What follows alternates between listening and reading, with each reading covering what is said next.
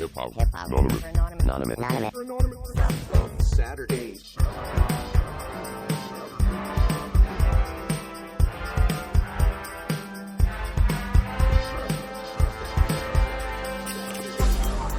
Hello, everybody.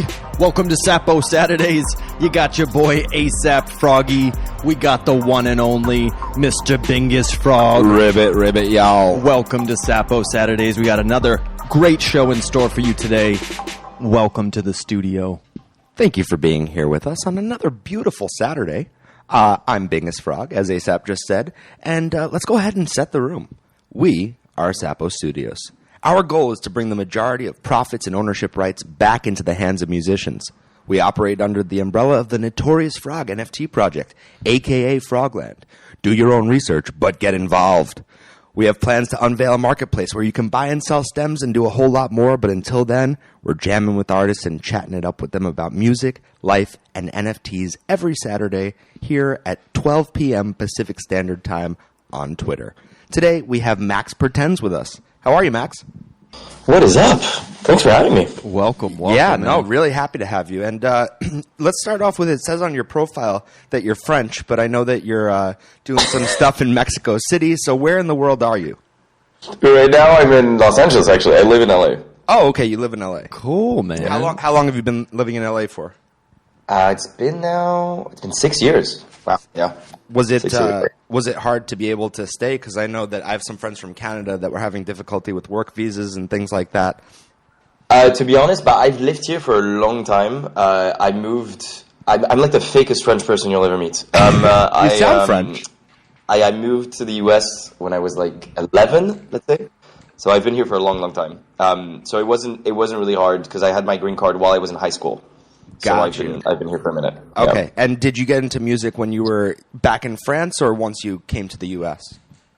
In college, actually, when I was in San Francisco. I was in San Francisco right after high school. I went to high school in New York and then went to San Francisco for college. And that's when I picked up music for film. And that was actually my first entrance into. Actually, Frankie, that's here, also went to the same school as me. What school did you go to in San Francisco?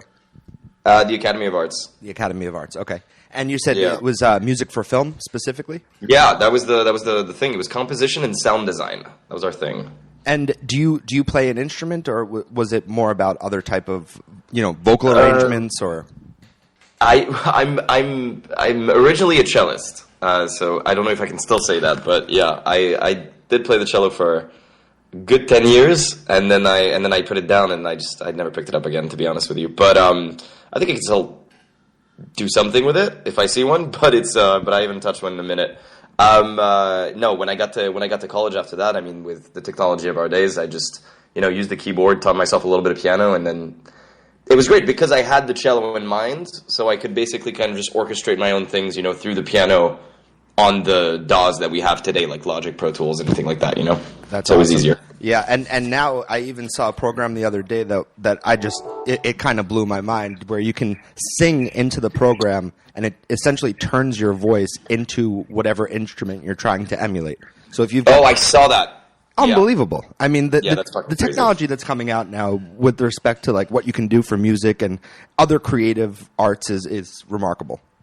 Yeah, I agree. I think it's only getting crazier. Have you seen the ring? There's a ring that you put on, and it controls the velocity of your instruments. And you're basically the orchestrator. You're basically the conductor. While you play with your left hand, you're controlling the cello, you're playing notes, and then with your right hand, you're just gonna lift it up and down, and basically, just because it recognizes where the ring is going, it chooses the strength of the chords that you're playing. It's crazy. We actually were just talking about that the other day. I think our other partner, A-Bomb, aka Doc Froggleday, who's out today, but he was telling us about that technology. That is just absolutely wild. And I feel like some people are frowning upon this technology, being useful, but because they're saying it's shortcuts and it's cheat codes and it's all of these things, and you're not actually an instrumentalist. And right, but I feel like there's an art to all of that as well. And I feel like it's right. If musicians start to use it as tools, and that's what's going to be very interesting. And then people who aren't necessarily quote unquote musicians can start to dabble and then maybe eventually learn. which is very interesting. It's like, do we care at the end of the day? No. Like, if it's like utilize it as a tool, like you say, and then that's it. As long as it's not doing like full on all the work, which it most likely won't. It can't. Like, the ring. It's like you really have to know how to fucking use the ring to be able to actually make it work. Well, it's really listen. Even it makes me think of AI digital art, and ASAP over here got into doing that for a while. But you have to really go over and over again in terms of putting in different phrases and really getting into exactly what you're trying to create before it becomes what you envision. Yes, and so totally. You are making the art. It's a collaborative process with the AI. The AI is definitely doing a lot of legwork, but it's not just the AI. It's like you have to bring your imagination to it, and then if it's like you keep refining, and then that's why I think like the next phase of music with this technology is going to be very, very interesting to see the people adopt it, really. I agree completely. I mean, I pinned something to the top to show you guys this is something that I did through AI, and it was hours of me trying to figure out how the fuck to do this before I could get this perfect thing where I can maybe place a picture and then the title. It's a lot of work. It's a lot of work. It's painstaking. Okay, so let's go back to you were in college doing music for film, and what exactly were you doing with respect to the music? I know you said you were doing music composition, but kind of explain to the audience what that means. I was actually mainly doing sound design. So I was doing all the noises that you hear in films. So like the knock on the doors, somebody's footsteps, sound. The Foley sound. That was the it's Foley. That was called Foley. What's that? In the industry, it's called Foley. You go make Foley sound. Oh, I didn't know that. That's Foley is a part of sound design. Absolutely, yeah. So is ADR. So is a lot of things. But yeah. And so basically I was doing all of that, and it was great. It was a lot of fun. And then I got really bored of it pretty fast. I'm not gonna lie. So after like a year and a half, I think I kind of just like switched the bag to composition. And then like during all the classes, basically, I was just. I remember because all the classes, we had a computer in front of us, and I would just switch the screen back to the sound design project every time the teacher would come past. But if not, I was just composing all the time. So I would take like a commercial of like a Tesla commercial, or I would take an Apple Watch commercial, or any commercial that looked kind of cool, and I would strip the sound, put it on a DAW, and then recompose the whole commercial. And I would just I would just orchestrate. Very cool. The score. So in the same way that someone that wants to be a writer, they'll take a TV show and they'll take an episode that doesn't exist and they'll write what's called a spec script. And basically it's them putting forth their abilities and saying, hey, listen, I can write for this show. Look at my example of that. So you're kind of, doing that same thing with respect to music. That's pretty cool. So did you take that and then show it to anyone to try to get some work? I did at first. It didn't really work out, to be honest. But I did. The thing is that I think I don't remember how it has happened. Oh no, I know how it's happened. So after college, I did a lot of those, but they were just for fun. I started posting them. They had no traction whatsoever. So then but I didn't really care for social media back then. So then I remember right after college, I found a job. Luckily, I found a job in Australia working for The Voice. So I left to Australia. And that's how, weirdly, something happened where I met a bunch of people in Australia. And when I came back to the US, that's when I started having my first composition gigs. Like when I started having my first commercials and all of that, that's when I started scoring for commercials. What exactly were you doing for The Voice when you were in Australia?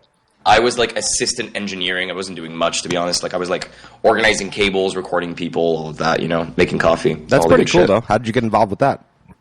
I knew a studio that was in New York called the Brewery Recording Studios, and they had a contact over there, and they were like, listen, shoot your shot, see what's up. They didn't even know what to do. They were just like, this is a guy we know. So then I was like, yo, can we hop on a call? I hopped on a call with him, and he was like, well, actually it's The Voice season, so I'm going to be up. So The Voice is shot in Brisbane and then edited and everything in Melbourne. And so he was like, well, listen, we just got done recording The Voice, but we need help mixing and assisting in the overdubs that we need to do and whatsoever. Why don't you come down for a few months? And so I ended up staying for 3 to 4 months. 4 months, I think. Yeah. And was it a good time or was it all work? No, I was a guy. It was amazing. I remember my job, like the quote unquote job interview, the first day where it was like, like you have to like put your best foot forward. I get there and the guy's like, I get there with like papers and everything, like showing him like what I've done, which wasn't much, but like at least a little bit, and all that. And the guy was like, "You want to go to the bar?" And I'm like, "Sure." And he goes, "All right." And then we ended up just like drinking at the bar. He was telling me everything that was going on, and I was like, "Okay, seems pretty easy." And I was like, "Is this what you guys do all day?" He was like, "Yeah." And I've never seen people that work so hard yet play so hard at the same time. They're so organized. Gotta love that. Yeah, it's crazy. And honestly, from that day, I was like, wow. And they go to sleep like so late. And I don't know how to do it, to be honest. It's a crazy schedule. I mean, you just have to have that drive in you that you want to be doing this stuff. Some people can't put the partying down while they're doing that stuff, which, I can understand. I want to have my beers and, do my work too. So that's a skill in itself. Right. That's a skill in itself, being able to multitask work and, well, it's like and training, your drinking habit. It's training a muscle, right? It doesn't start off easy, but it gets easier. Yeah, you just got to keep drinking, man. Just keep drinking. Just keep drinking. Yeah. And then, if you're hungover the next day, just keep drinking. Yeah. Hair of the dog. Yeah, that's a new title in space. Okay, so after Australia, you came back to the U.S. And that's when you started to get some of those gigs where you're doing music for commercials. You were saying? Yeah. So I got back to the LA, and then I started doing commercials. I started scoring, and I all the little commercials I could get. So like the medicine commercials, where they speak like super fast and they go like prescribed by your doctor, blah, blah, blah, blah, like all these things. Like that's what I would start doing. So it was mainly piano rolls, pretty easy, basic stuff. And then it got a little bit more interesting. So then podcasts started reaching out. I started doing it for podcasts. I started doing it for short films. And there was an actual, it was finally, there was actually finally a little bit of money coming in. And I was like, okay, if I keep this up and I try to be everywhere, then maybe something's going to come out of it. Keep in mind, during this whole time, I was still writing songs. I had found out that writing songs was even a thing, last year of college or 2 last years of college, and I started writing my own songs. My first songs obviously sucked for 3 years; they were absolute trash. And then when I started composing, it became a little bit better. And then slowly but surely, I started producing also, and I taught myself how to produce. And then the songs got better and better and better. And as soon as the songs got pretty good, let's say, that's when I was like, okay, what do I do? Am I focusing on being an artist? Because then it's a whole different thing. Because if you're really focusing on being an artist, you have to have social media presence. You really have to be on point. And on top of that, you have to have the music to back it up. But you have to be 3 steps ahead of the curve. So you have to have 3 songs ready when you release your first one. If not, and all of that stuff that you were doing before, you're kind of still behind the scenes. Then you become a face too with the music, and you're a presence and a persona as well. Yeah, exactly. And that's why I was like, okay, what's the drive? What am I doing? And then I don't remember exactly how, but then I think it was the same thing. I think it was still for the brewery studios. Then it became writing for others. I had a gig. I think a commercial led me to a person, and then that person saw that I could also songwrite, which then led me to have a songwriting gig. So I wrote a song for somebody, and then word of mouth spread. So as soon as you write a song for somebody, 2 people, 3 people, 4 people, especially in LA, you also go out and you have a good nightlife, social life, let's say, which I know that I also know is a part of my job. So I try to keep doing that. Like we say, let's keep drinking. So keep drinking. So one thing led to the other, and then one client became 2 clients, 3 clients, 4 clients, and then, kind of trickle-down effect, I started writing for a few people. Overall, that time when you said that you're songwriting while you're making all of these other compositions and you're doing, the work stuff, but you're also continuing to songwrite, and the first songs weren't that great. Were you releasing that music at all, or was that just building up in some sort of vault of your own where you were kind of examining your own music, watching the growth, but nobody else got to hear it? That's a good question. So there was a part of me that didn't at all at the beginning. I obviously, my first ever songs, I didn't even know how to record them. I was like, oh no, you need the perfect mic, you need the perfect placement, I need the perfect plugins. And I was like, okay, there's no way I can do this unless I pay for a studio session. When I did pay for the studio sessions, it was never good enough. So I was like, what am I doing? And then, way later, when like quarantine happened. Like, no, yeah, a year before quarantine happened, I was like, okay, I got to take the first step. I got to do this. I got to do this. I got to do this. And I found an engineer, and I was like, we got to work. We got to at least make an EP. And I made an EP of 7 terrible songs, but they were a first step. I knew that if I didn't release this, I wouldn't have the balls to release anything after that. I was taking so long to release this EP, quote unquote, that I told everybody, I was like, guys, I'm going to release songs, blah, blah, blah. I was like, I have to take the first step. So me taking that first step was a year before quarantine, and I was like, okay, this is the moment where I'm actually going to be able to show a little bit of what I've been doing. It wasn't great, but at least it showed people, where I was kind of going, in a sense. Which is amazing, man. And for quarantine, I feel like some people either shut down or they like it led them down a creative journey. And I'm happy to see that that's what it did for you. Well, yeah, I mean, it also gave people that were digital artists an opportunity to thrive because it was, everyone was sheltered in and you were just there with your equipment. So Right. It was either do something with it or don't. It's either create or wallow in the being scared of the world. So Let's go ahead and listen to some of your music. I know you sent us a couple of songs. Is there one of the two that you want us to start with? You can start with Grab It and Go, actually. It came out a couple days ago. I wrote it for a Swedish DJ duo. So yeah, it gives you an idea of what I do. I mainly write EDM for others. Awesome. So Very Awesome. cool. Everybody that's here, if you wouldn't mind going out and retweeting the room so that we can bring some other people in as well. And we're going to go ahead and play Grab It and Go by Max Pretends. Check it out.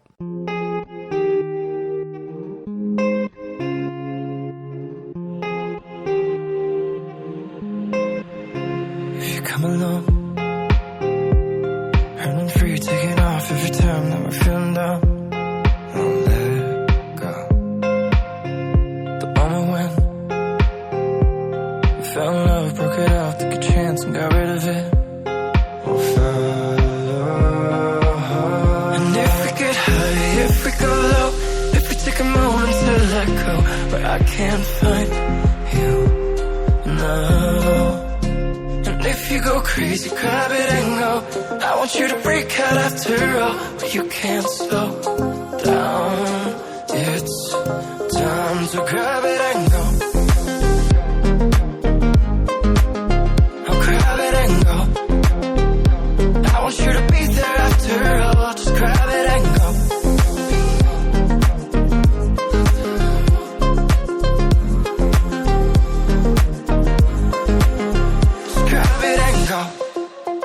If you take a bite, in the apple there's a devil in the world to be figured out. Everyone knows where you can find me. You take a risk, pick a road in the fire that invites all the other ones. We'll follow. And if we get high, if we go low, if we take a moment to let go, where I can't find you now. If you go crazy, grab it and go. I want you to break out after all, but you can't slow down. It's time to grab it and go. I'll grab it and go. I want you to be there after all, just grab it and go.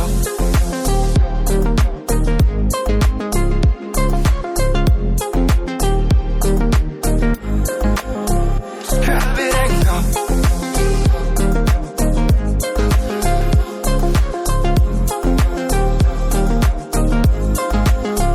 Grab it and go.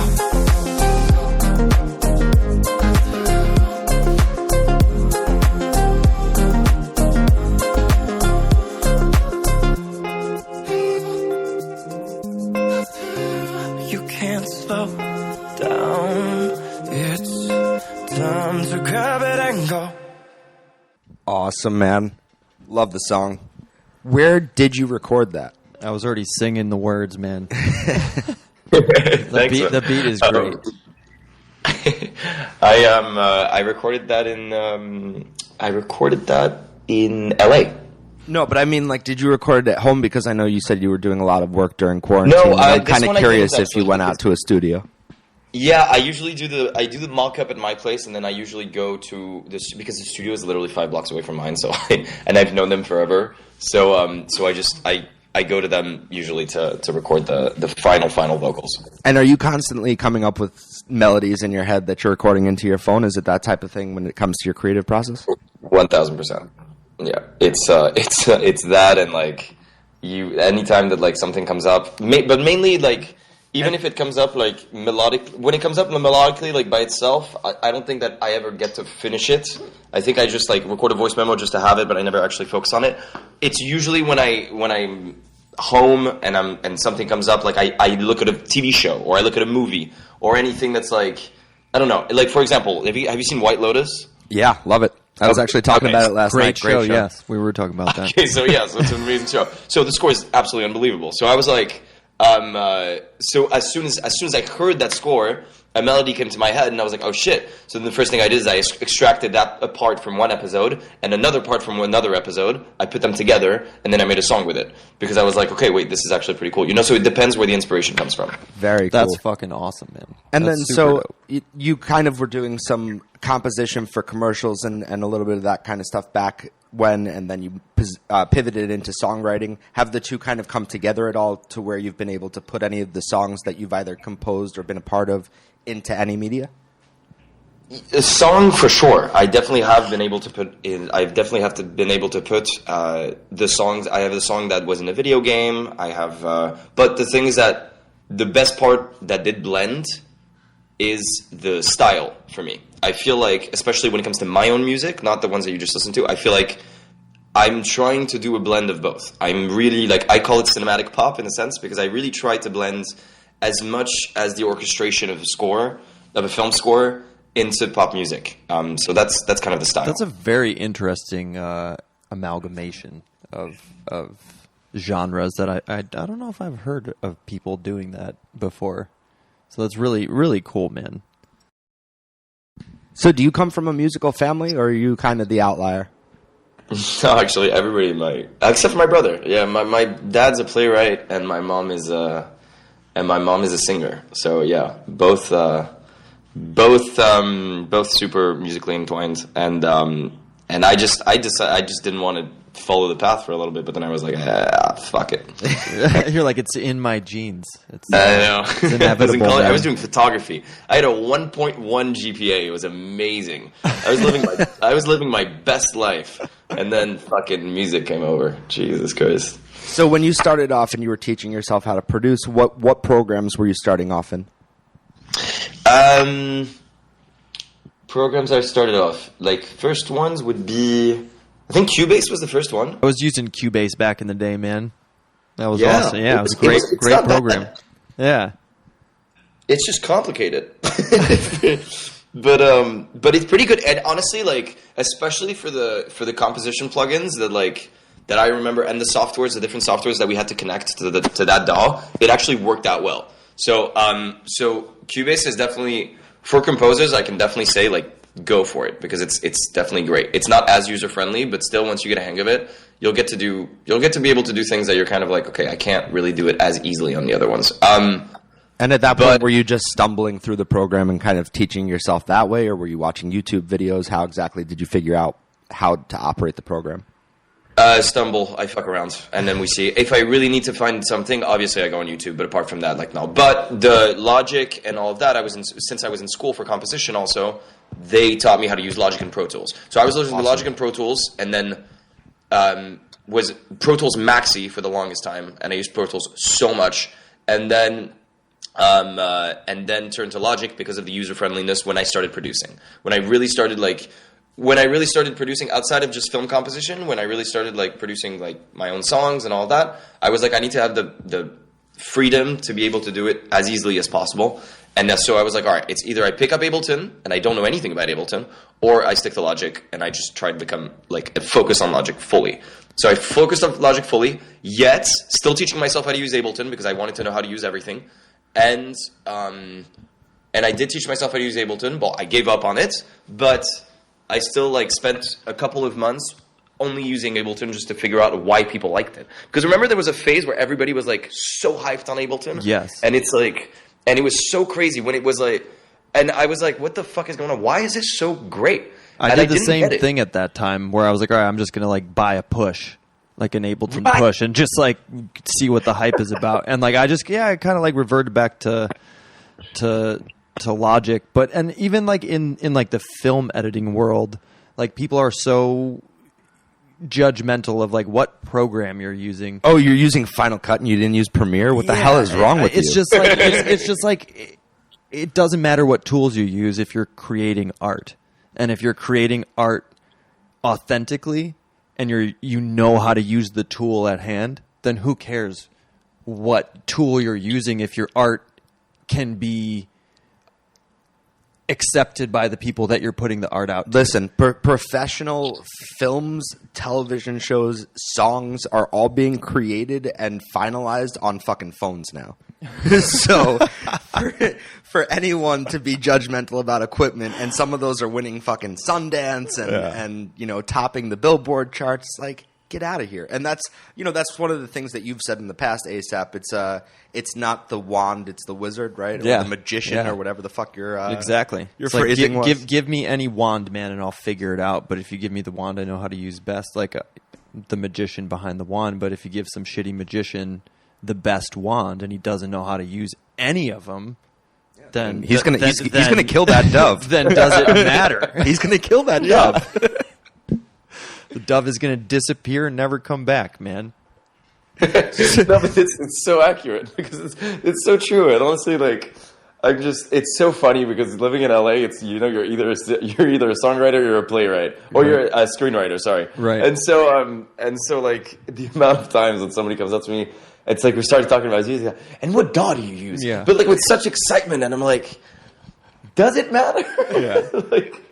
Like it should be the question about the music and Right. what actually goes behind it. What's your process? What's going on? And Right. but it makes me laugh though. Like, And thinking have you had people scoff at you and say, "Oh, you're using Logic and not Pro Tools"? Really? For sure, but I've had people but jokingly, obviously, if you're at a bar and whatsoever, and I've people be like, "Haha, he uses Logic," and you're like, "Okay," and it's like almost cringe, you know? 'Cause it's like, Yeah. okay, it's a little weird. That's funny. It's just so unnecessary. Okay, so you said that you wrote that last song that we heard for a Swedish duo. How do you get in your music in front of these people? Do you have some sort of an agent or manager or some sort of representation, or do you go out and push your own stuff? Honestly, Instagram has been my favorite manager ever. It's been during quarantine. It was the place where I used to just post a shit ton of music all the time and like show my process of production and everything, and then slowly but surely, you know, like I said, like you start working for one person, 2 people, 3 people, and then like one person talks to somebody else. I worked, for example, with a Spanish DJ. His name is Clay Perina, wait, I DM'd him, I think. I DM'd him, and I was like, hey, I would love to write a song for you. And then he was like, yeah, I mean, like, it took him months to answer me, but then after a few months, he was like, yeah, sure. And then this guy, as soon as I wrote the song for him, he talked to another DJ friend of his, who then was like, oh, yo, like, I love this song, let's work on a song together. And then that got the trickle-down effect in Europe a tiny bit. So I started working for a tiny bit of European DJs that were there. And then Utope actually reached out to me. Utope is the DJ duo that I wrote the song for. Okay. So they actually reached out to me because I don't know how they found me, to be honest. I think it was through Instagram, or TikTok.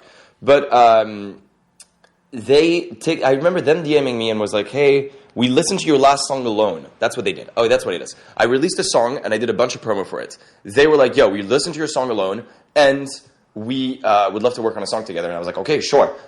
And it was super fast. They literally sent me the track. I did it for them, and then that was it. But see, even by releasing this track, which is now working pretty well, I have an email from their manager that was like, yo, like, I would love to put you in contact with a few people because, you know, whatsoever, like, because we want to, like, try and make you work with a few other people that we're working with. So, you know, and you never know who you're going to, like, write for, and that, like, isn't even a part of your team, but will still reach out because they like what you do and they kind of have faith in you, you know? And it's kind of cool. Just like a label that I'm working for right now called No Face, it's the same thing. they give me a chance, basically, when I don't really have anything big to show for it. Like, I don't have like the craziest credits whatsoever, but I do have consistent work. And at the end of the day, if you can be consistent and you can be fast, that's what people are looking for. And I mean, a lot look, of some talent people out there. need that fame and all of that, but if you can make a consistent living doing what you love, I mean, what's better than that?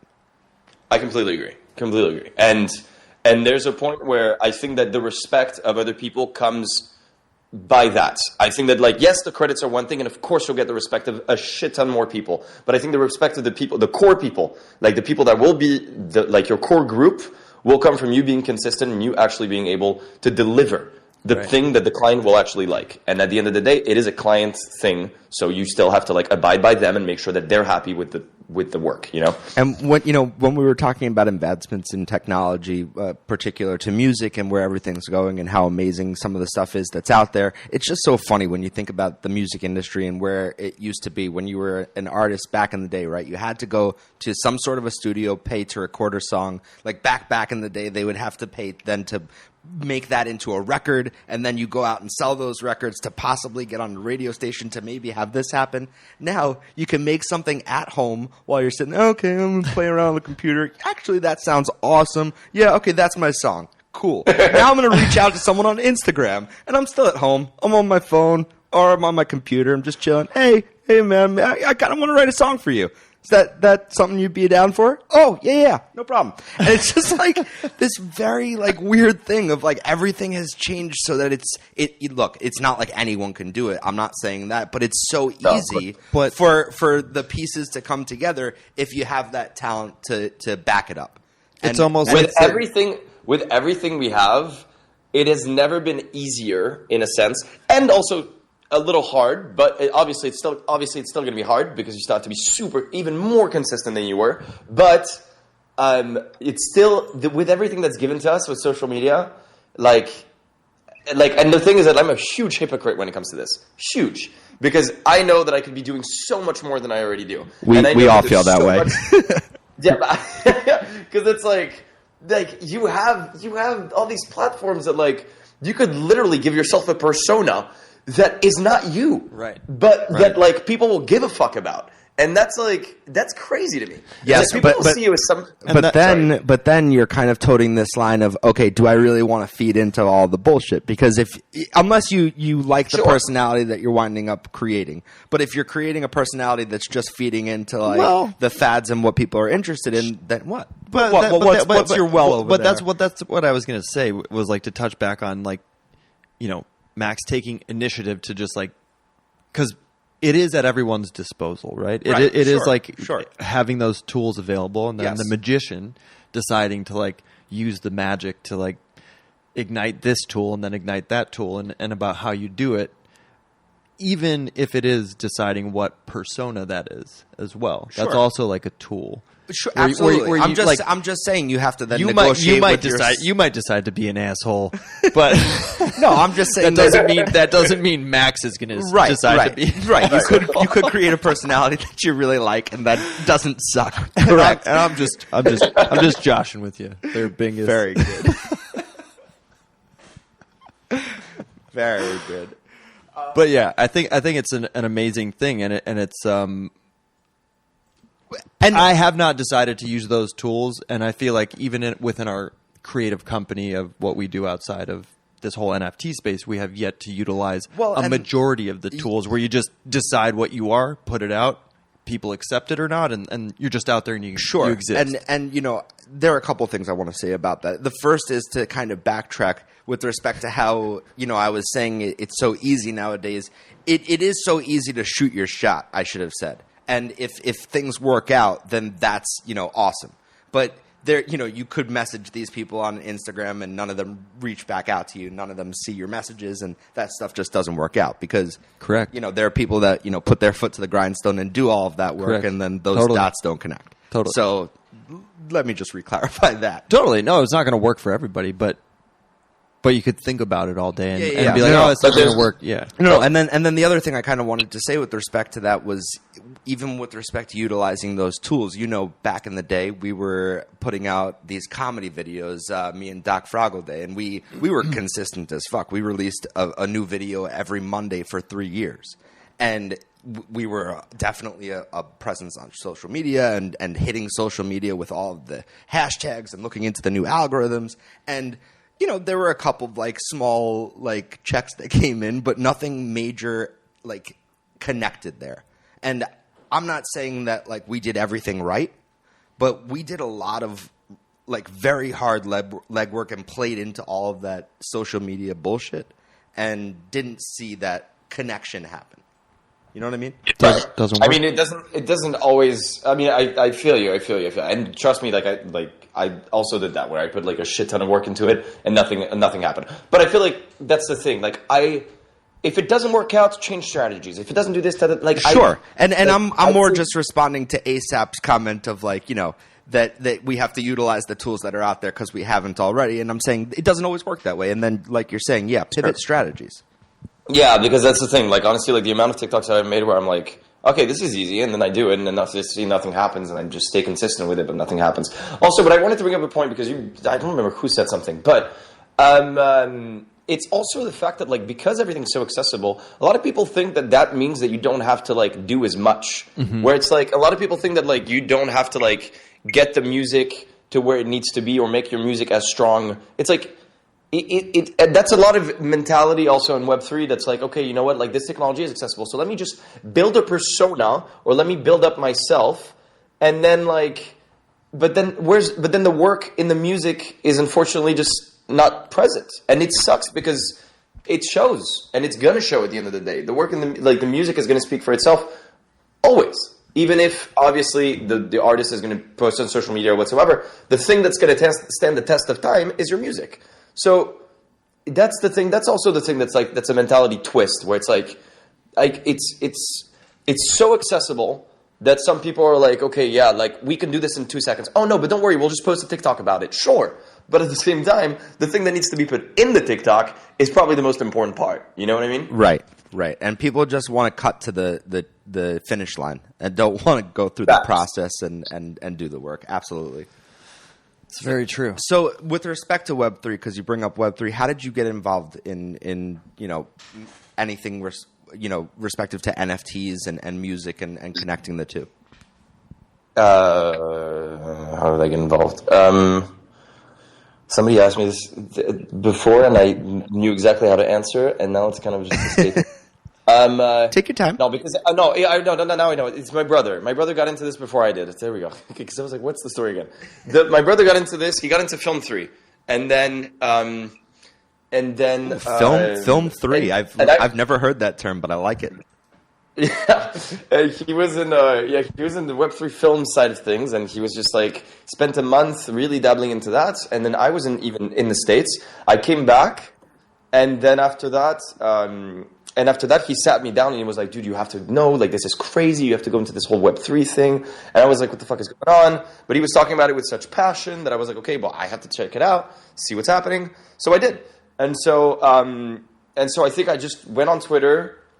I went on Twitter. I went into a music Twitter space, which I think was Jaden's, and then I started following Jaden, and then from following Jaden, I guess I got into all his spaces that he was doing or that he was in, and then started following a bunch more people. Blah blah blah blah blah blah. Trickle down effect, and yeah, and then it just kind of just became. I saw the whole community. When I saw the community, that's what really brought me in, because at the end of the day, the NFT part of it is great, but I don't know. There's something about an aspiring musician that's trying to find people to kind of connect with and run ideas by and all of that I find that much more interesting. Well, and you talk about word of mouth being how you got out there with respect to your music, going from one person to another, and this person wanting you to write songs for them in that way. So Jaden Violet was a guest on our show. We learned all about the UVR. We learned all about what he does. And There you I go. reached out to Jaden and said, hey, are there any musicians that you think we should be talking to? And your name came up. So this was a direct word of mouth pass on in the same exact way. Amazing! Wow, yeah. Props to him because he's probably the fucking hardest working individual, the hardest working 21-year-old. Put it this way. And has such a good life. fucking attitude He all the does. while. He Which does have that's a the great- remarkable part because it's so Yeah. easy with this business to get jaded. Jaden, Jaden yeah, does I know. not I get saw your jaded. face over there. But yeah, no, it's easy to get jaded. It's easy to let the business kind of wear on you. And to become sort of narcissistic, cynical with respect to what it all is, and that kid is the happiest, most positive kid. I don't know if he goes home and screams into a pillow and stabs a punching bag or something, but he seems like the most positive person I've ever met. But he has a motto that's very important because he represents something he always has this sentence that I always love. Every time he says it, I think it's such a true thing. He says, "Being nice never brought me anywhere in Web 2, but in Web 3, it's actually opening up opportunities." And I'm like, that is probably the truest thing. When in Web 3, the only thing I've seen is that what goes around comes around. So at the end of the day, if you're there, you're showing up and you're present, and you're being there for the person that's next to you, your friends, even if you haven't met them, But if you respect their art, as long as you're there, they'll be there for you. Or so I've seen personally. Not always, but in the majority. Well, and it's also amazing how anyone can hop into any of these spaces, right? So you never know who's there, who's listening, who's watching, and that kind of in Web3 in general is giving people opportunities the same way. In our earlier shows, I was talking about how being in the Discord, with Frogland, for instance, we immediately, I think the day we joined the Discord, we're already talking to Snoop Frog, the CEO of the company, Lollyhops, who's, one of the developers and part of the team. And it's just wild to have that access to people that you never normally would have because of the Web3 environment. And the community aspect is unbelievable.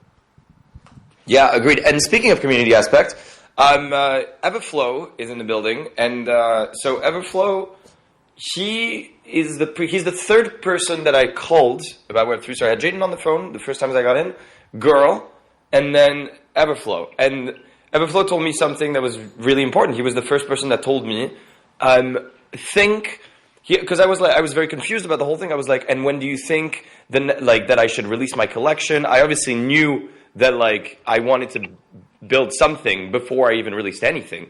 But he was the one that was like, listen, it doesn't matter how long it takes. Think about it now. Think about your strategies. Think about how you're going to roll out. Think about the song. Think about the cover. Think about every single thing marketing-wise that you're going to do. And think about it 3 months earlier than when you're going to do it. Because it's going to be that much more simple. And it was. And honestly, that helped a lot because it was exactly what I did. And right after that, I released the first collection before my first NFT collection, right before New Year's, which was great. That is awesome, and that's some good advice. Tell us about that collection. The collection was called Home. It was a duet. It was a duet song with me and a girl called Milana, who's a killer singer, lives in Miami, and it was a collection of 50. It was 50 editions at 0.02. And basically the people that would get the NFT got two things. One, I'm organizing a songwriting camp in June in New York in collaboration with Headphone Homies, and six of those NFTs were stamped, basically at random, and whoever fell on that stamped NFT would have a chance to be a part of this songwriting camp that I'm doing. Because I'm partnering with the Headphone Homies, which is Sam Hayek's creation. So they're choosing 6 people, 6 musicians from their side and 6 from my side. We're putting them in a different hotel room, basically. We have 5 hotel rooms, and every day we switch. So it's going to be a 5-day process where 2 people are going to be in each room, and then you're just, trickle down, you switch every day. I don't care how you eat, how you sleep, but every morning at 9 a.m., you present the song that you've worked on with the partner that you're with, basically. That's the idea. That sounds awesome. Sounds hopefully like a lot. Sounds like a lot of fun, and it sounds like a productive way to get some stuff done. Sounds like I want to be That's- there. I want to go. Yeah, no, it's definitely gonna be intense, I think. But but I like the idea. I did this before, and I thought it was such a good. I thought it was such a good process. I did this because I was in a songwriting camp, and they did that same exercise, and I was like, wait, this is so good. I was like, this is actually really productive, and like it just forces you to focus on only that 4 or 5 days, and so. I was like, all right, let's recreate it. Let's see if we can do it. Yeah, and I mean, I was in some acting programs over the years, and being in any sort of creative program where you're around like-minded individuals, it changes the way that you think. And you're just so honed in and focused in on your craft. And I think in those moments, you do some of the best work you've done. So that's great that you're putting something like that together. It sounds fantastic. I do want to go ahead and play your other song that you sent to us. Is there anything you want to tell us about this song? This is the latest track that I released on Sound XYZ. It was an open edition. This was a few days ago. And yeah, it's called Mirror. This is a much more slow paced song. All right. This is Mirror by Max Bertens. Check it out. Here.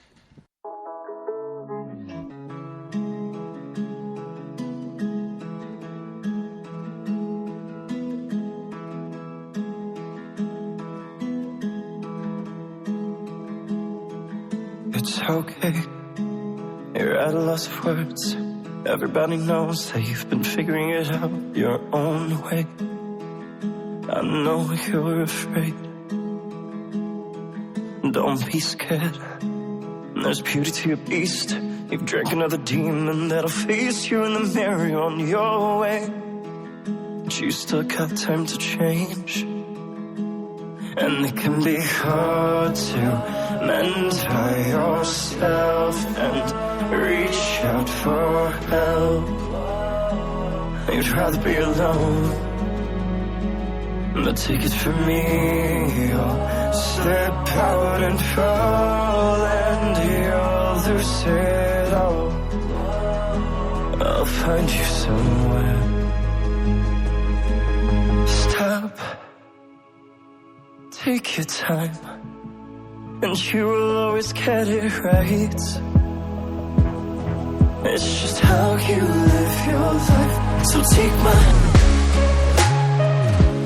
think it twice, and you will always get it right. It's just how you live your life. So now, how dangerous it was. Meant for us, but my soulmate in cuffs. A blank slate for us. Now what is a God that can't help you? What is a melody for you? You're about to fall down unless you grab along now. And it can be hard to mend by yourself and reach out for help. You'd rather be alone, but take it from me, you'll slip out and fall, and you'll lose it all. I'll find you somewhere. Stop, take your time, and you will always get it right. It's just how you live your life. So take my hand, and think it twice. It's never gonna be the end. It's just how you live your life.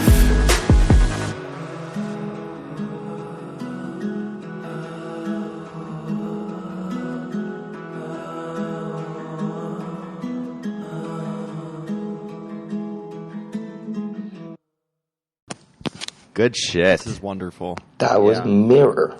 Awesome. That was great. And your stuff does have a very cinematic vibe to it. Like I was saying to ASAP during that song, I could totally see it on a TV show.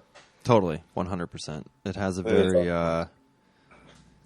it's like the crescendo of the episode of some kind, right? Yeah, no, it's drama, straight drama. Yeah. Where do you see it? Where do I see it? Yeah. Fuck out of here. ASAP likes to give me a hard time. Okay, so let me go ahead and reset the room one more time, and then we'll take some questions or comments from the audience if anyone wants to hop up. We are Sapo Studios. Our goal is to bring the majority of profits and ownership rights back into the hands of musicians. We operate under the umbrella of the Notorious Frog NFT project, a.k.a. Frogland. Do your own research, but get involved. We have plans to unveil a marketplace where you can buy and sell stems It's and 1 do a whole o'clock. lot more. And it's 1 o'clock. But until then, we're jamming with artists and chatting it up with them about music, life, and NFTs every Saturday here at 12 p.m. Pacific Standard Time on Twitter. Today we're talking to Max Pretends. Max, where does Pretends come from? Is that your actual last name, or is that something you put together? Yeah, it's my actual last name. That's wild. Okay, I No, I'm definitely. kidding. It's not. It's my reminder never to take myself too seriously. Hey, that's cool, I like man. that. That's super cool. Nice. All right, let's take some questions and comments from the audience. Does anyone want to hop up and speak to Max real quick? He's here, giving us his time. We're very appreciative of that. And yeah, if anyone wants to hop up, if Evaflow wants to say anything, because I know Max gave Evaflow a shout out, feel free to hop up and we'll talk to you for a minute. Yeah, I have a quick question, man. Where are you located in Los Angeles? I'm in the Arts District. Okay, cool. Yeah, man. If you're down and like depending on your schedule at some point, you should definitely come by for a Saturday in studio session in my kitchen, and we could share people our process, and we can make some music together if you're down. In the Sapo Sure. kitchen. Yeah, I feel like that would be dope. Nothing dude. better than a studio kitchen. Let's go. Yeah. We're going to cook up some beats, man. I'm super down. Yeah, absolutely. Yeah, I'll be in. But are you? In any case, you're going to be here and around for NFTLA? Oh yeah, definitely, man. Okay, Definitely. perfect. And last year we did something with Frogland at an event, so we still need to discuss what we're going to do this year. But How about let me know? I'd love to show up. absolutely, man. And yeah, actually, speaking of events, what's going on in Mexico City? Oh, that event. Do we not want to talk about that? No. We're good. No, it's taking so long to organize. So this event is something that I wanted to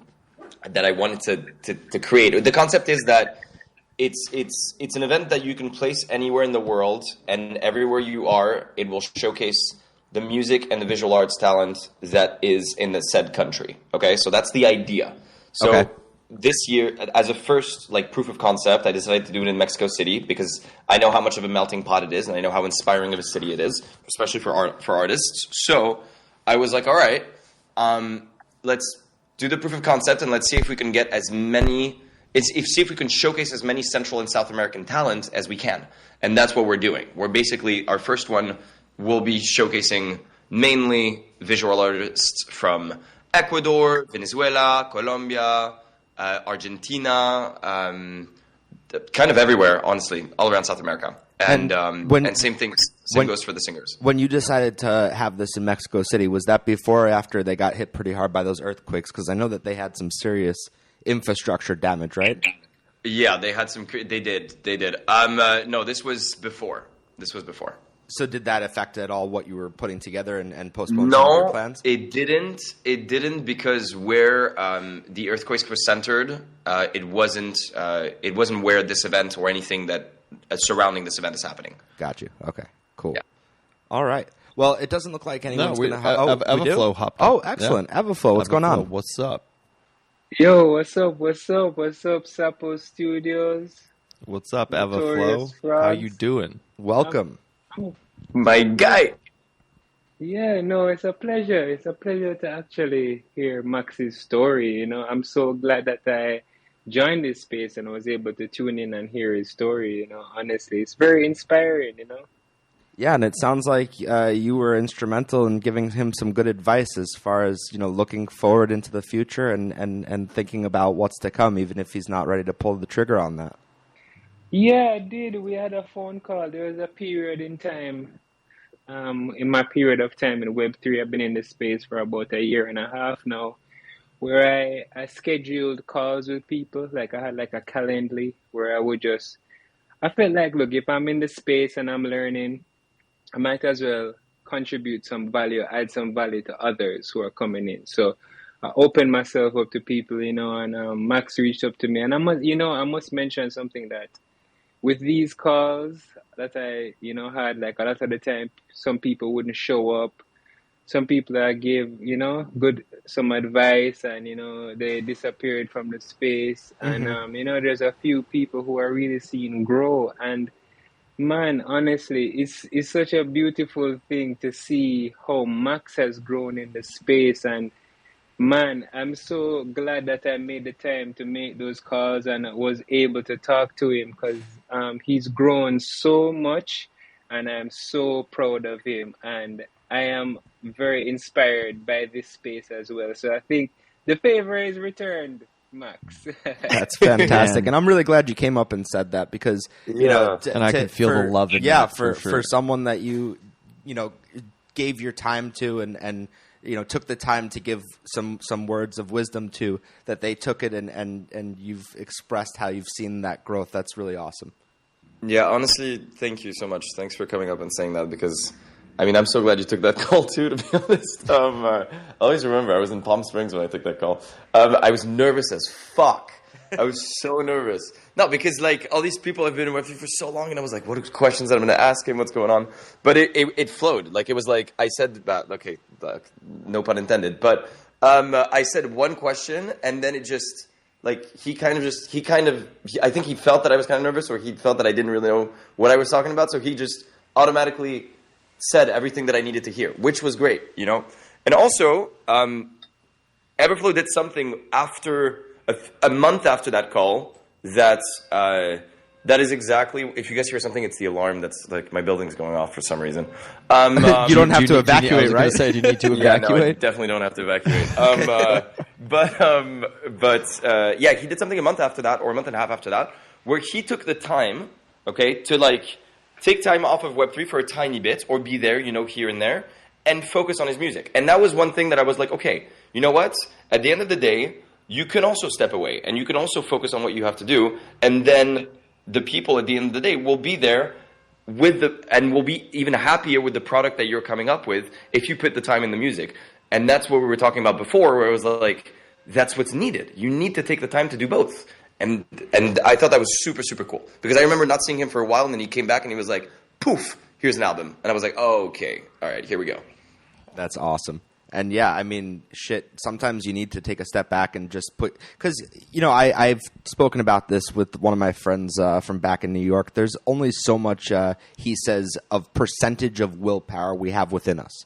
And you can say that you can dedicate yourself to all sorts of things, but there's only so many places that can go. And every time that you add another thing, it's splitting up that 100%. So sometimes, yes, you do need to take a step back from certain things to be able to give more of yourself to other things. And I think that's really smart, and to be conscious of that is important. Interesting. I like that thought process. How come you never shared this with us at our business meetings, man? Come on. I've told you before, you only listen to about half the shit I say. What'd you say? Yeah, exactly. Well, thank you for hopping up, Everflow. Appreciate you. We're definitely going to check out some of the music that you're making. And definitely check your DMs, because we're going to hop into your DMs, Everflow, and yeah, we'd love to have you on the show. Yeah, shit, if you've got words of wisdom, I think our audience needs to hear those. So definitely think about giving us some of your time if you'd be so kind. Absolutely. No, of course, I'd be happy to, Sapo, and I actually want to just comment on what Max mentioned, is that I had this album, Sapo, I was working on throughout the entire 2022, right? And it was coming to a crux, where I recorded these songs, but I needed to mix and master them. I had some features I need to reach out to people about, and to send split sheets and all of that. And yeah, I decided that, what, and it was a big risk. I was so worried, because I was like, all right, I am going to decide to take a month to finish this album completely, like finish it completely. And I'm going to devote my entire energy to it, because it's one of my life goals. This is one of my major life goals.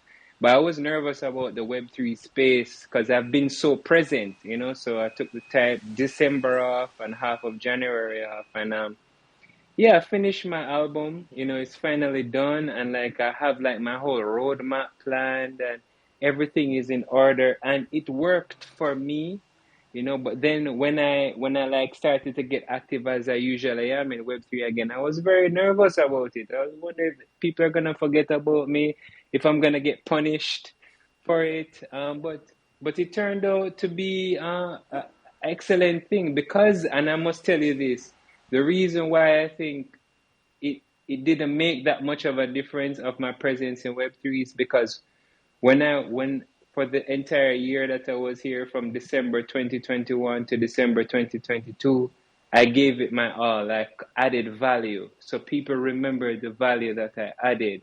So it wasn't like I was just here doing nothing. I took calls, spoke to people, tried to help as much as I can. And because of that, it was appreciated. And then, you know, now that I'm finished my album, it's like I really feel accomplished, but more so, it actually increased my affinity for the Web3 space and the community vibe that's going on because everybody was like, yo, Everflow, what's going on? What's up? You know, and I was like, yo, I finally finished my album, my lifelong dream, you know, and it's done, and I'm, you know, planning a big collection, and you know, it was just a joyful moment to realize that hey, this community vibe, you know, that we talk about, it's real and it's true, and Yeah, it's so really I would. remarkable because there's been a history of in any sort of creative field a major sense of competition, and so all of these people that you're quote unquote working with in this community or environment, you're working against, and these music spaces, it's a lot of these musicians could see this as a complete competition and fuck this guy, I don't want him to get out there with his music because it means my music isn't getting out there. But I haven't seen any of that, and that's really amazing about this community in aspect of Web3 and where this is all leading, that everyone's trying to hoist each other up, and it's about support, and it's let's all make it, and let's figure out how to do that and how to get there together, and it's a beautiful thing. Ideally, that's the mentality you need to have. I agree. There's tons of the opposite, but that is definitely 100%. At least where I think Everflow and I stem 1,000% when it comes to music and when it comes to pushing everybody else. Is that like you need to have that mentality in any situation, and I think that goes across the board. And that's like so so even in this Web3 space, you have seen some of that competition. Oh, of course. Yeah, are you kidding? There's even tons of that. And just on Twitter. What's up? Just on Twitter, people comparing bags, people comparing, just everything, man. Yeah. It's like. And there's like two aspects to it, right? Because one, a lot of the people who develop a competitive spirit, it's counterintuitive and it works against you because we're all learning together and growing together. And everyone who embraces that kind of ethos of working together, learning from each other, I noticed the progression. So it's like developing a competitive spirit, it actually works against you and it pushes you into your own little zone and your own little bubble. When, listen, we're already in a little bubble as Web3 is. So to corner yourself even more doesn't really make any sense. So exactly. So it's like the ideal thing is to open up and be open to learning and be open to growing. And like comparison is a thing that we all deal with. So there's another aspect where it's an internal thing where it actually helps you grow as a person, and as a creative spirit, because it teaches you that the creative spirit is what reigns supreme, not the competitive spirit. With the creative spirit, that's what really opens up the entire world of Web3, because Web3 allows you to really be so creative with everything that you do. And there's no sense to compete with anyone because we're all here together, learning together. And to even think that you're competing with someone would mean that you think that you know something someone else doesn't know. And listen, next year, this time, if you were to stop learning, you basically be a newbie again.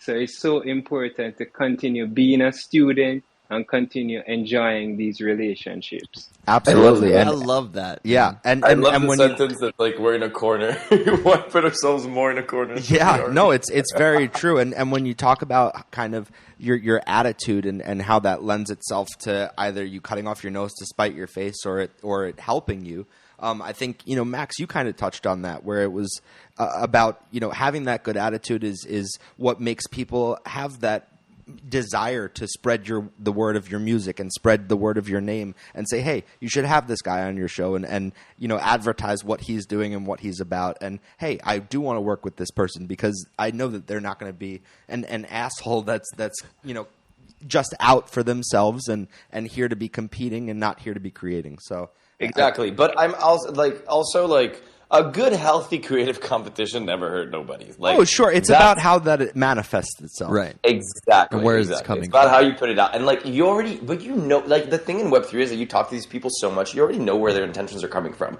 It's like this person, that this person, like, it gives you like, I don't know, shit on your song or whatsoever. You know if it's like to push you or if it's just to bash you. So you're like, all right, already I know what's going on.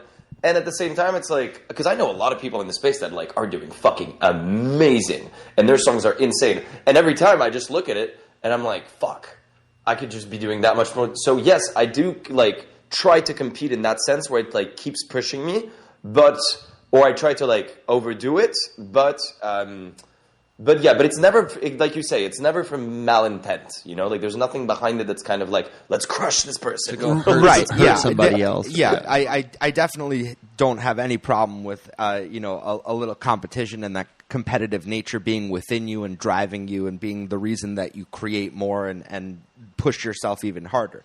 But the minute that starts pouring out of you and you start shitting on other people as a result, that's when it becomes a problem. So it's like, I think that there are some people that see competition as, okay, I need to push somebody down in order for myself to rise up. Or like not sharing opportunities with other people or connections with other people, like that stems for me. Because like maybe some people don't want to give you their connection in the film world because they don't want you to go do something before they do. Or even in the music world or even in the whatever. Or maybe another musician doesn't want to give you advice because Exactly. they don't want to see you thrive before they do. Like Right. Evaflow gave you some great advice that he might have kept to himself if he felt that he just wanted that for himself, Right.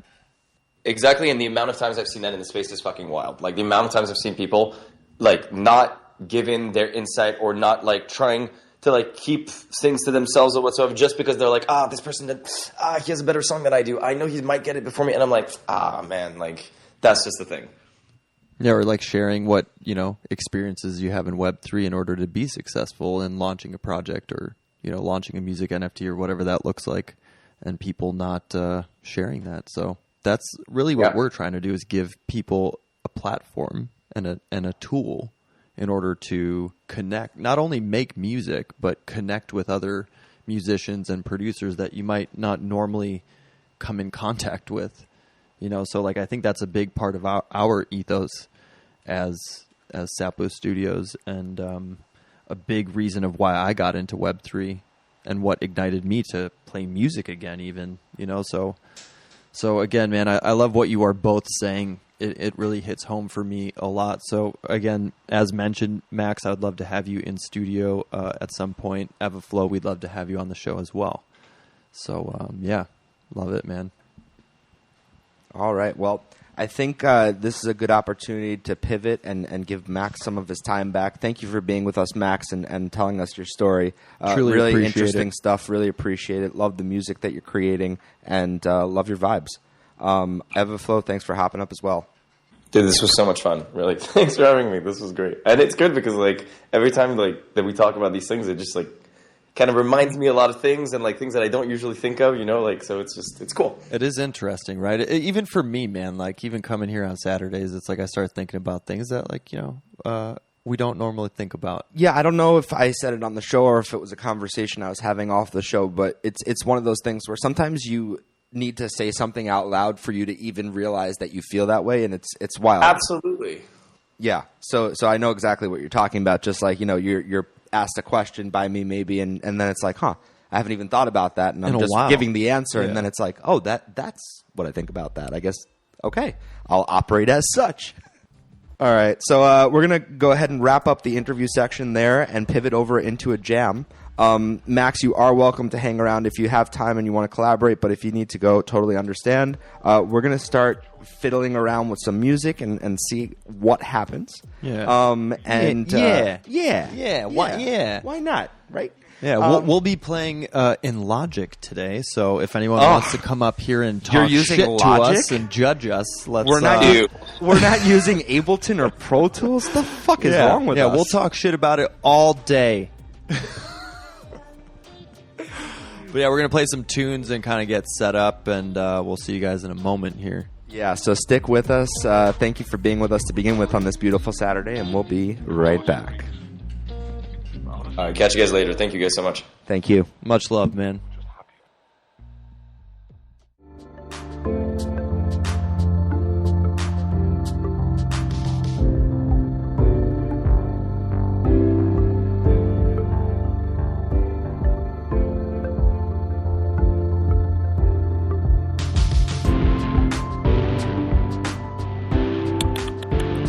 All right.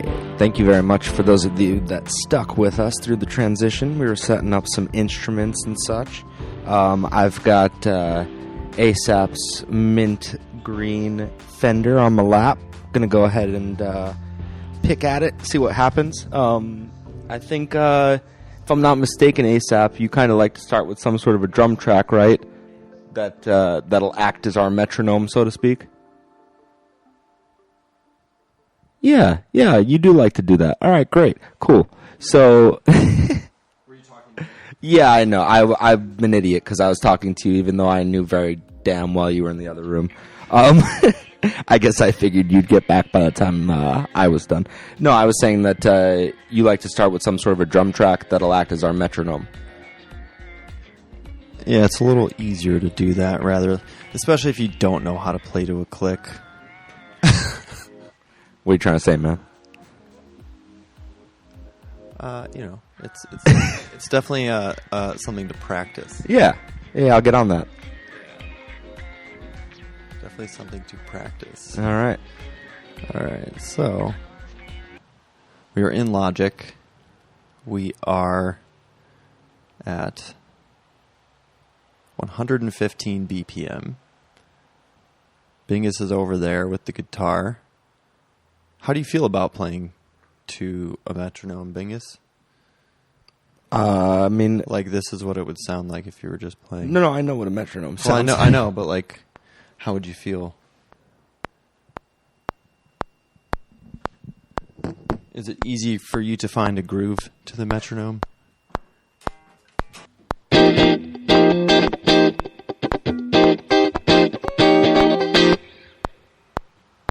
One.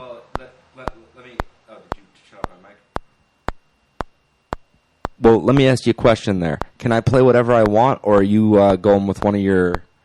I mean, if you can be like, yes, this is the key that we are in. Interesting. Okay. That is how you make music. No, that's how you make music. All right. That's how you make music that all sounds... Like it makes sense? Yes. Okay. All right. Let's see. I have to go over your head there. There you go. Like over your shoulder. You're moving chords around saying you got to go over my head. Man, it all goes over my head. Yeah, I know. All right, here we go.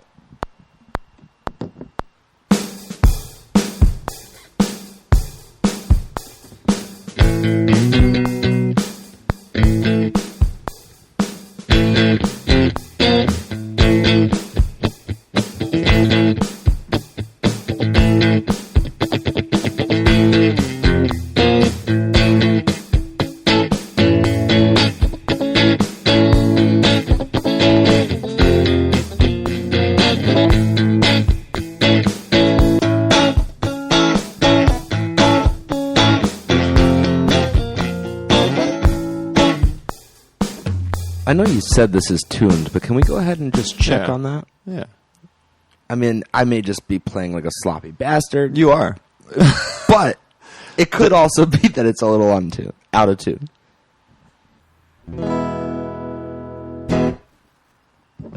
Okay.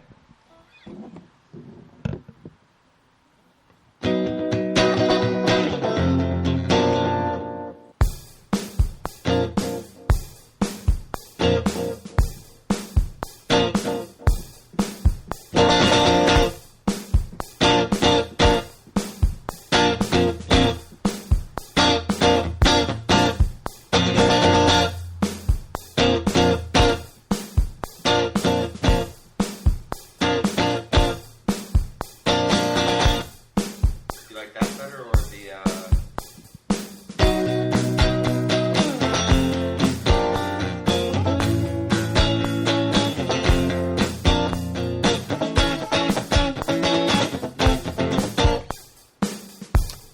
I feel like you were playing different chords the other time, no?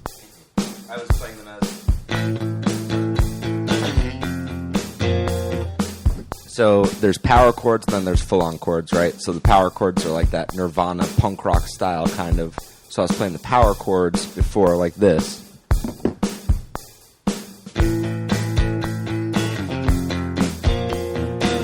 Yeah, I think that. And then you can play those as full-on chords, you know, going with those same bass notes, and it'll sound like this.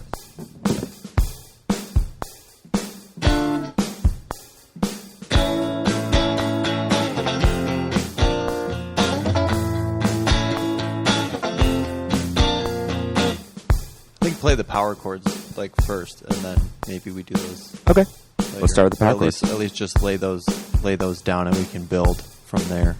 All right. Ready? All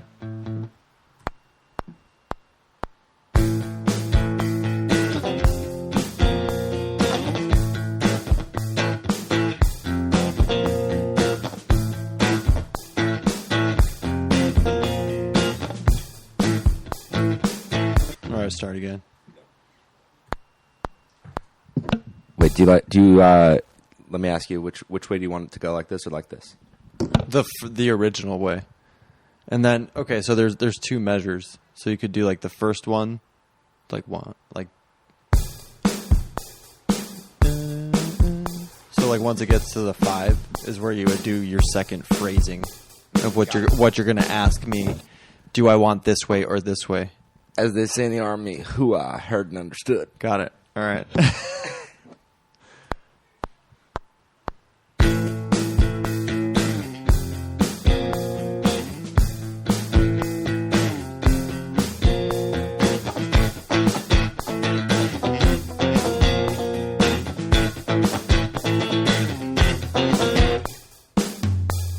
Okay, so you see how there's that little like bit of space at the end of the recording? Fill it. Yeah, just keep strumming and then like go to repeat the phrase in your recording. Let me start it again. So again, this is part of the process. Everybody, you kind of have one take, you have two takes, you do it once, you do it twice. Some people do it a bunch of times, like Bing is here. Like I've made things with him in the past where he does like 97 takes. Watch your mouth. When he was a rapper back in the day, he would do his raps. You know, you got a big mouth when you got that microphone in your hand. Yeah. Makes me feel powerful. No one cares. No one cares, man. All right, ready?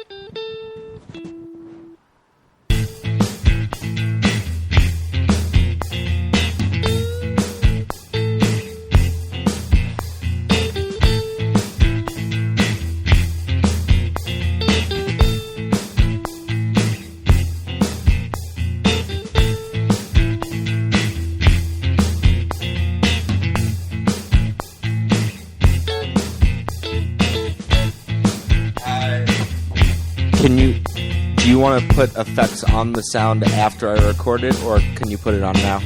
If I want distortion on my guitar.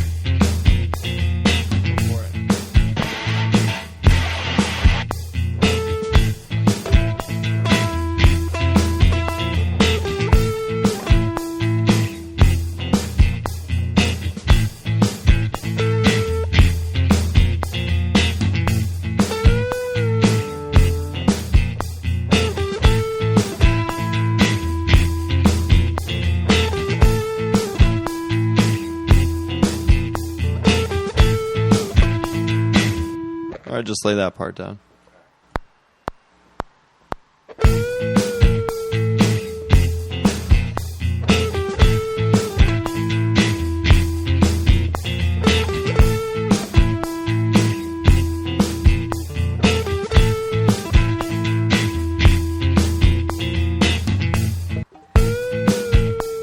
You laughed. Did I bend too far out of the...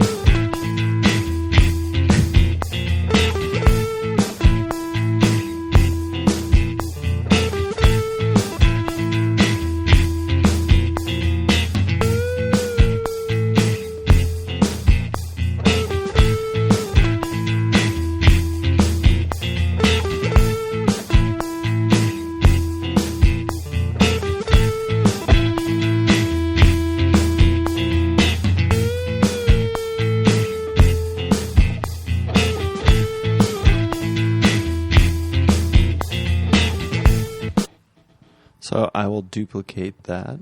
Okay, but I don't know if you want me to re-record it or if you just want to clean it. At the end of the third phrase there's a note that flubs. At the end of this one. You heard it? Boom.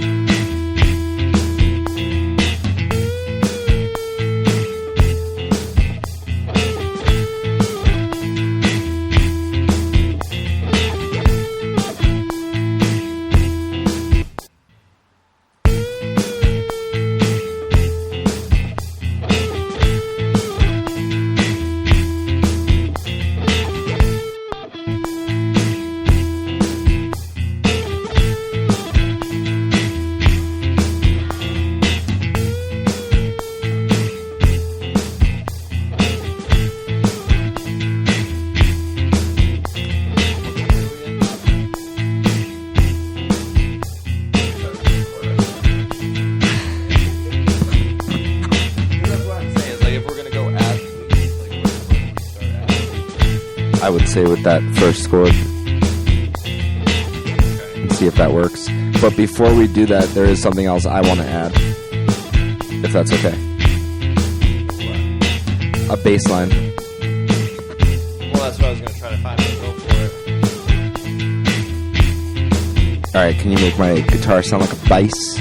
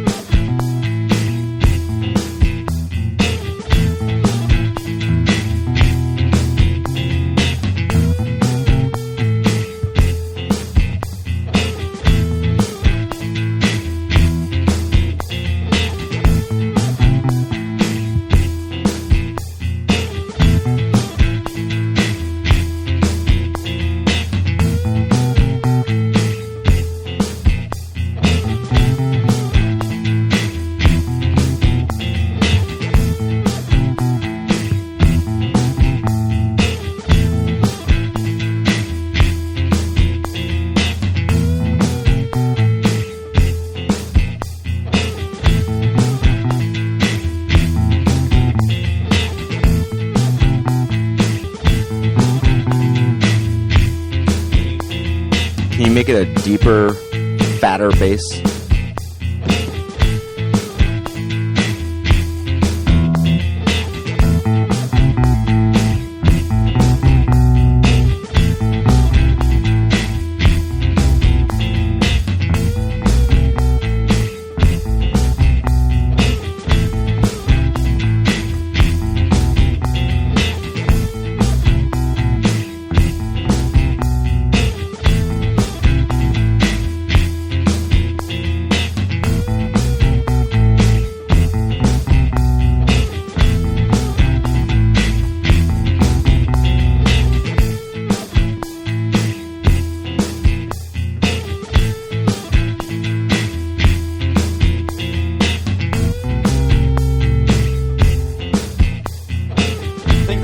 Like that rhythm that you're finding is cool.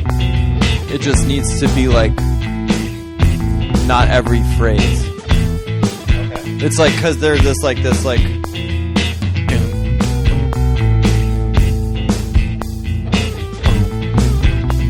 like there's other notes that are like single. They're like dum, ba-dum, ba-dum, bum, ba-dum, dum, ba-dum, ba-dum, ba-dum, bum, ba-dum.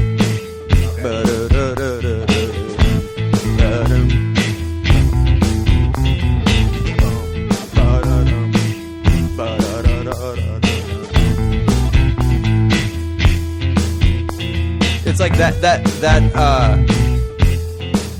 it's like kind of following the guitar that you're doing a little bit.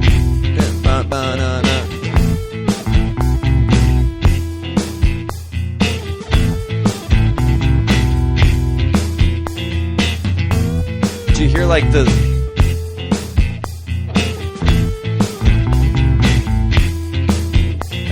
like that thing that you're doing with your guitar on like your upstroke?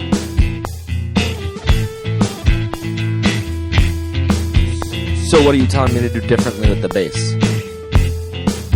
than what I'm doing right now? It's almost like locked in with your guitar. Do you want to play it and I'll show you the notes?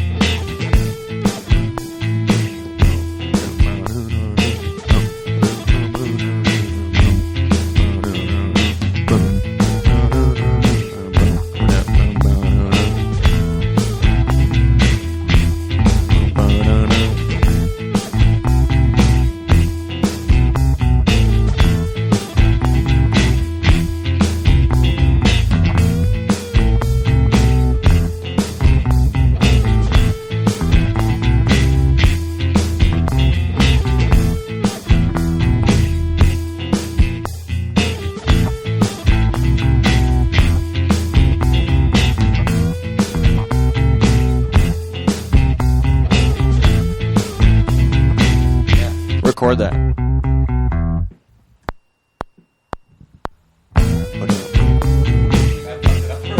Huh? I fucked it up already. That was correct though. That like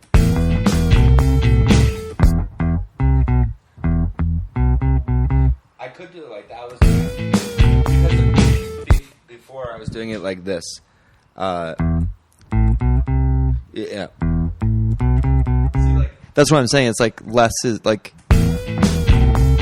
you know, like that's locked in with like the rhythm that you're doing with your right hand of the guitar rhythm that you're playing. So this is just like emulating that, like dum ba dum.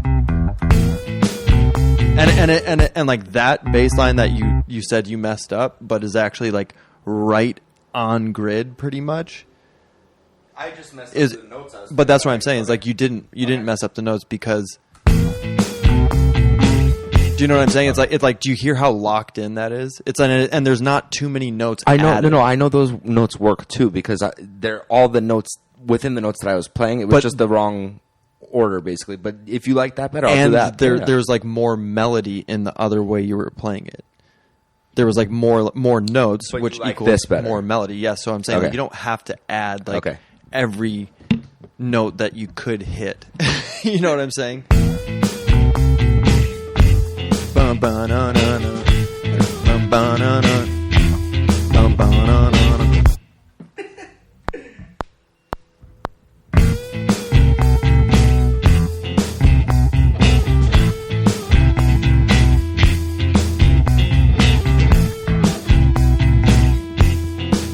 So like that, like almost like hitting on the one. You're just hitting like a single note on the one. Dum, boom, boom, dum, boom, boom, boom. Okay.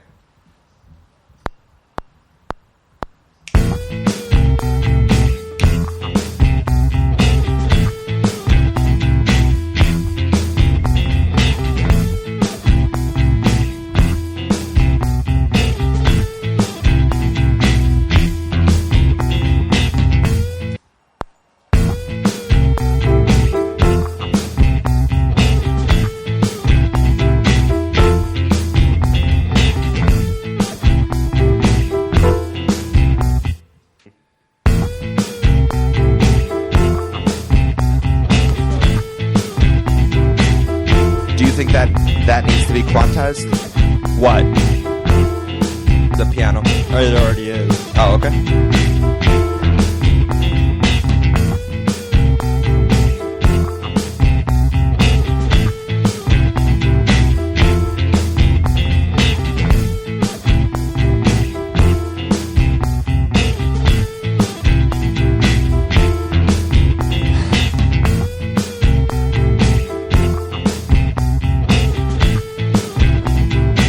So we are in A minor.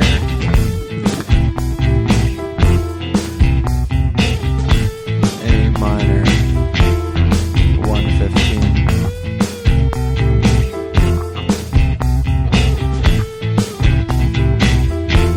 Moving towards the future you can't bear.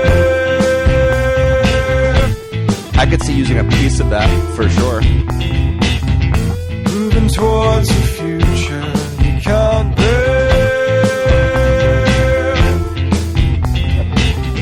Moving come the future, self-defeating and frozen to the core. When you wake from this coma, I'll be here. I fucking love technology, man. It's cool. I just want you back from the dead. Okay, so wait, shut everything down for a minute. I just wanted to explain to the audience what's going on. That is not as much as I was laying in some silliness over that. There was nothing about that was us singing. That's just something you found on what, Splice? Splice, yeah. Moving But towards moving the towards the future, you future. can't bear. Okay, well, I just said it wasn't us singing, so why don't you shut the fuck up?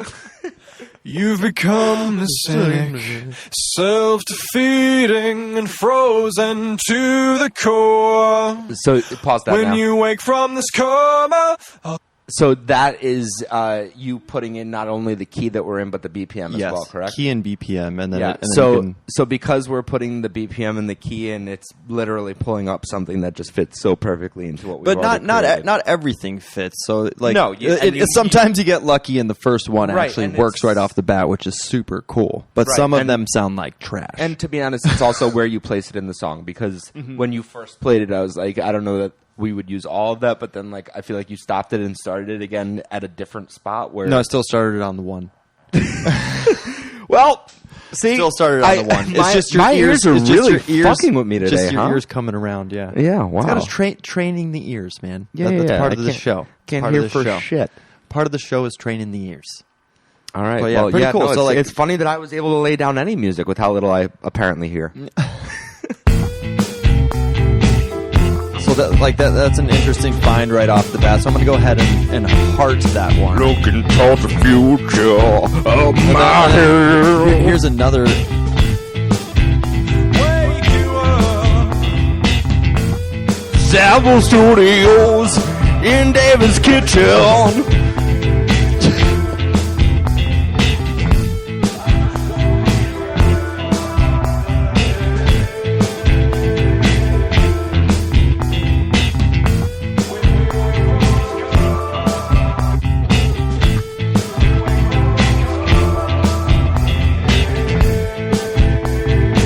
Wash me in your sins. See, this one's not good. Wash me in your sins. I like He's good, I like that he's good, when you wake from this coma. he's good. When you wake from this coma.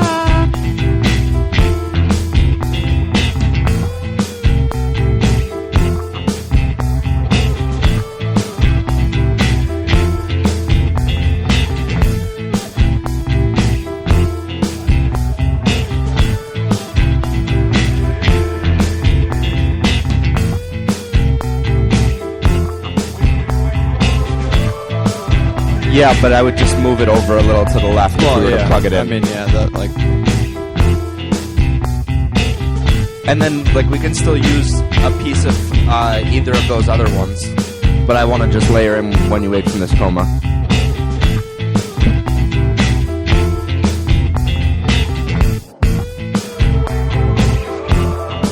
Yeah.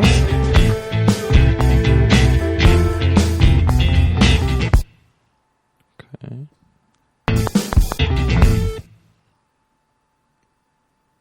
Thank you for being with us back in the Sapo Studios kitchen. ASAP Froggy is sitting on Logic Pro, fiddling with the buttons. Here's what he's done. Check it out.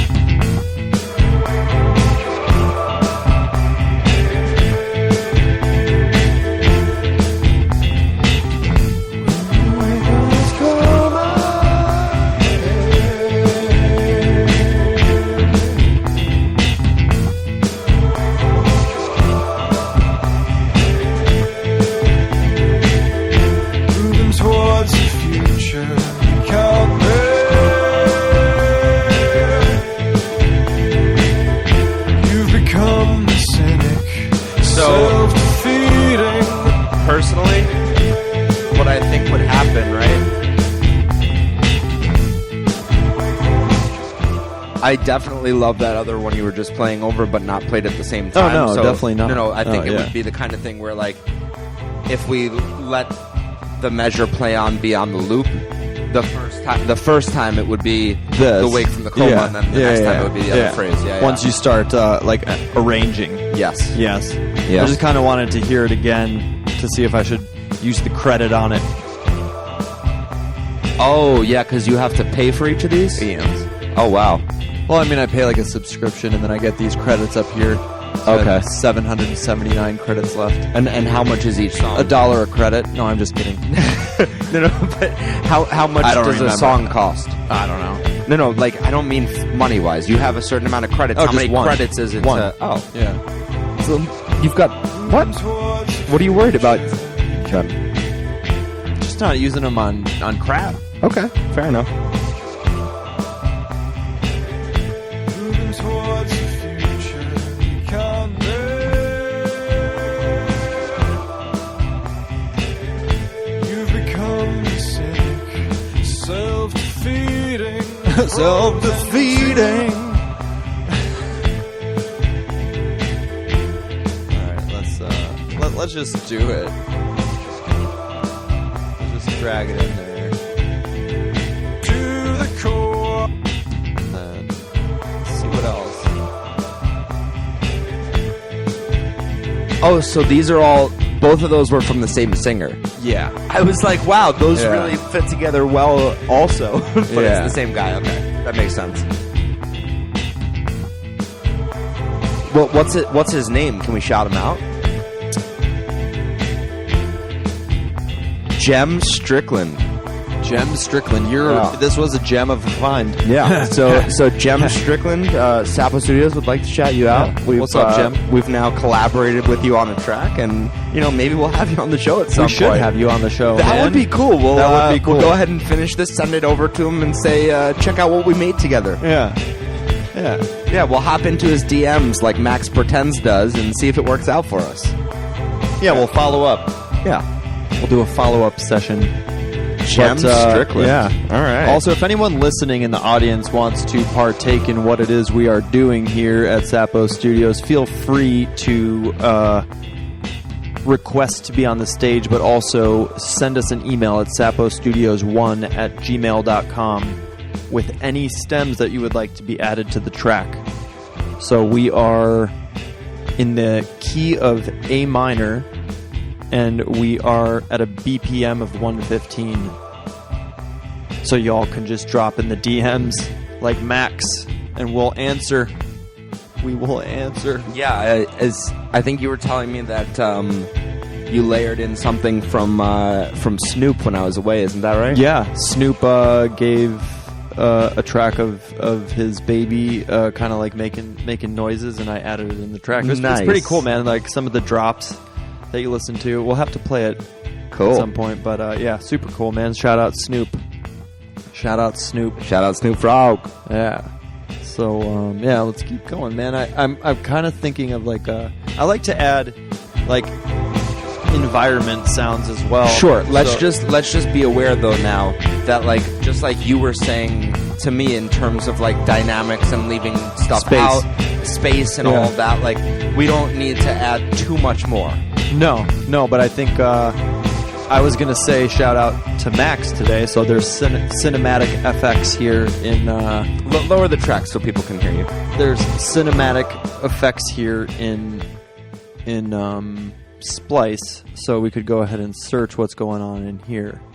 So we have ambiance, we have animals, we have Foley sound. And you're saying shout out to Max because Max creates cinematic sounds within pop music. Right. He was saying he's like merging the two.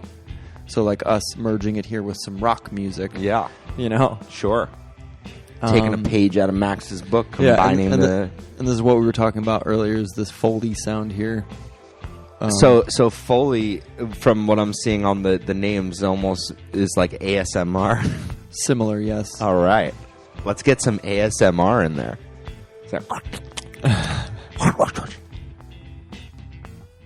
I'll tear some paper.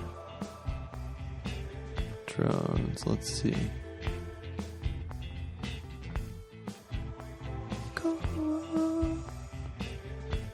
Environment. Let's see what environment sounds we can find. And then, do you have the BPM and the key for this too, or it doesn't matter? It doesn't really matter because they're just sounds, but I'm sure we could search. I was just going to kind of see if we get any gems here.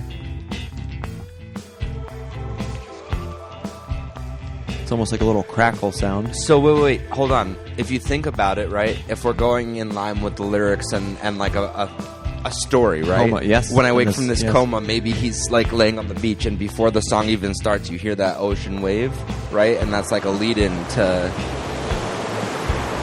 right? Yes. It's just a thought.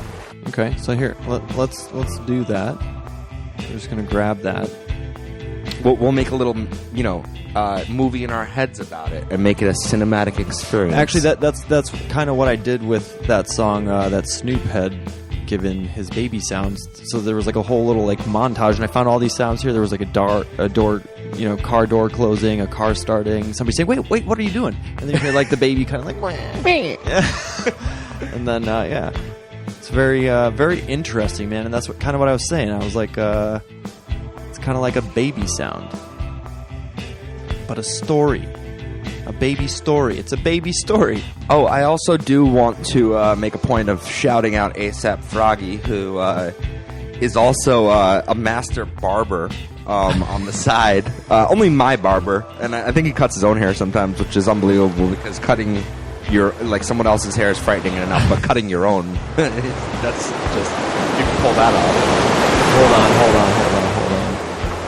I don't know why it made all of these. No, I get it. You're trying to shut me up.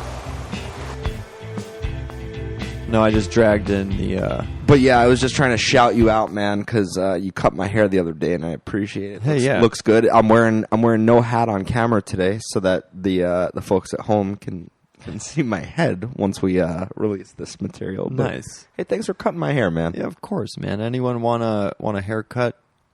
DM me. DM the Sapo Studios. Come down to the Sapo Studios kitchen. We'll cook up some beats and cut your hair. Yeah, cut your hair in my kitchen while we're making some songs. Yeah, serious barbershop vibes. Yeah. Yeah, I feel like I've never heard of a barbershop like that. Well, it would be the Sapo barbershop. Yeah. All Okay. right. So I'm gonna start a new project. But Arrangement. We agree though that the waves wouldn't be playing over any of the music. Let's see. Let's see.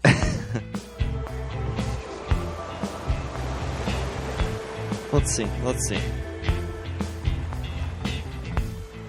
Possibly like during the drop, when the drop comes back, you'll hear like but yeah, do you hear that like almost like the water is settling at the end there? Yes. Like if you were to put that under some of the song, but the actual wave crashing in comes beforehand, you know? Okay. So That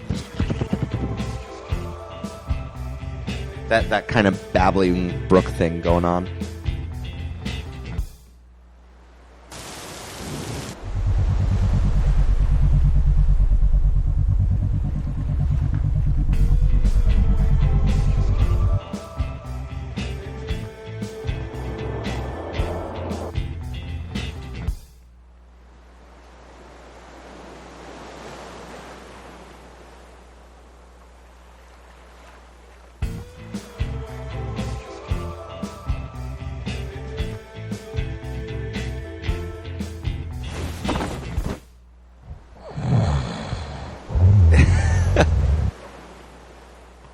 I mean, you don't need to spend a credit on that, man. I can make that sound for you.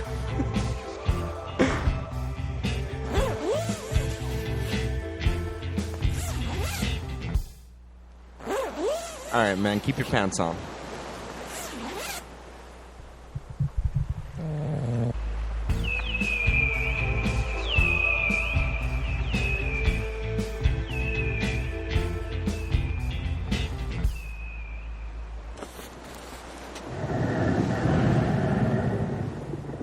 We're in the forest now.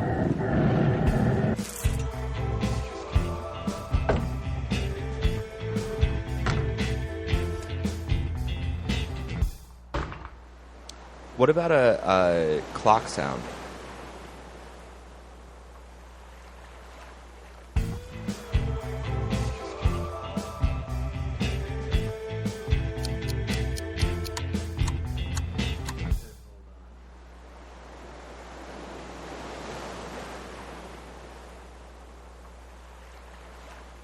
Yeah, because I guess then if you just put it at the BPM, it becomes a metronome, right?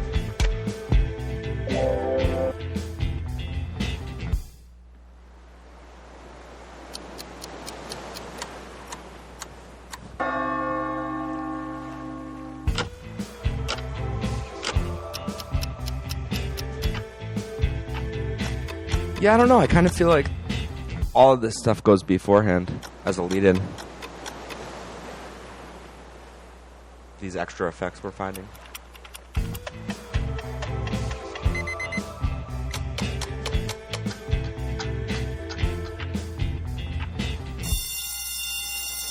School's out.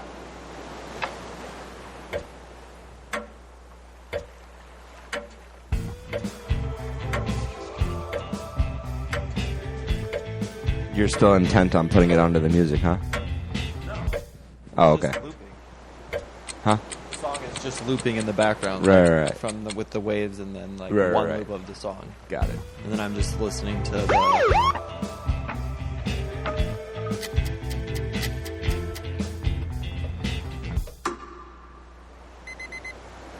Go back. Warning. Go back. Oh, I thought that was going to be clicks in that sound. I mean, you just have to lay them out. Because that was kind of cool. Right?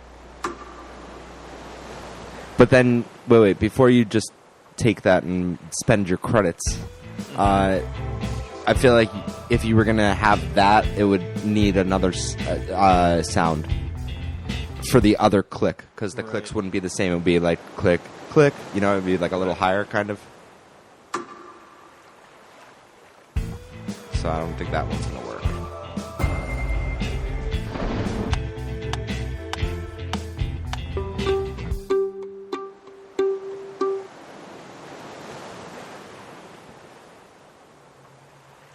Those waves are so relaxing.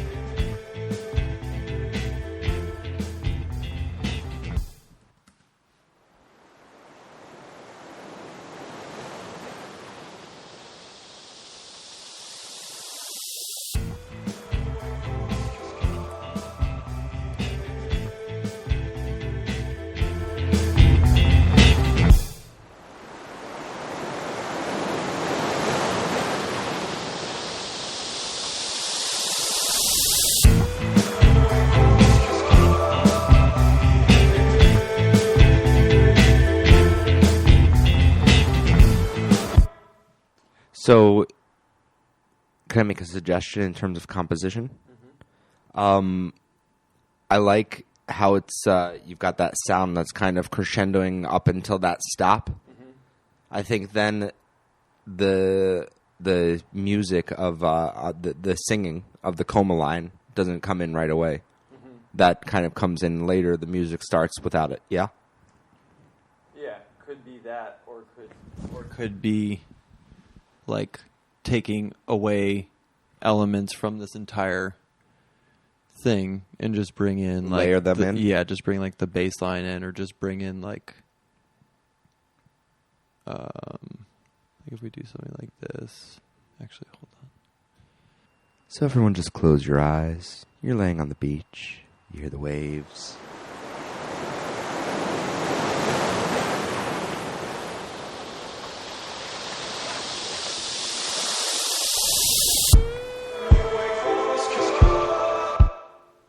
Oh, that was interesting. Okay, so like, what if we did this?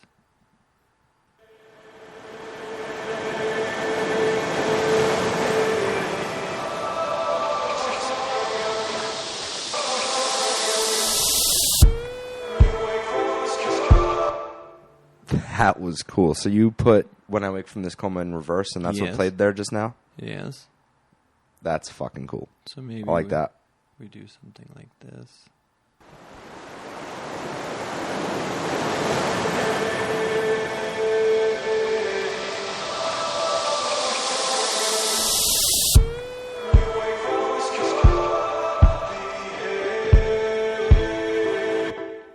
So this, it's kind of like interesting how Max was talking about like redoing sound design.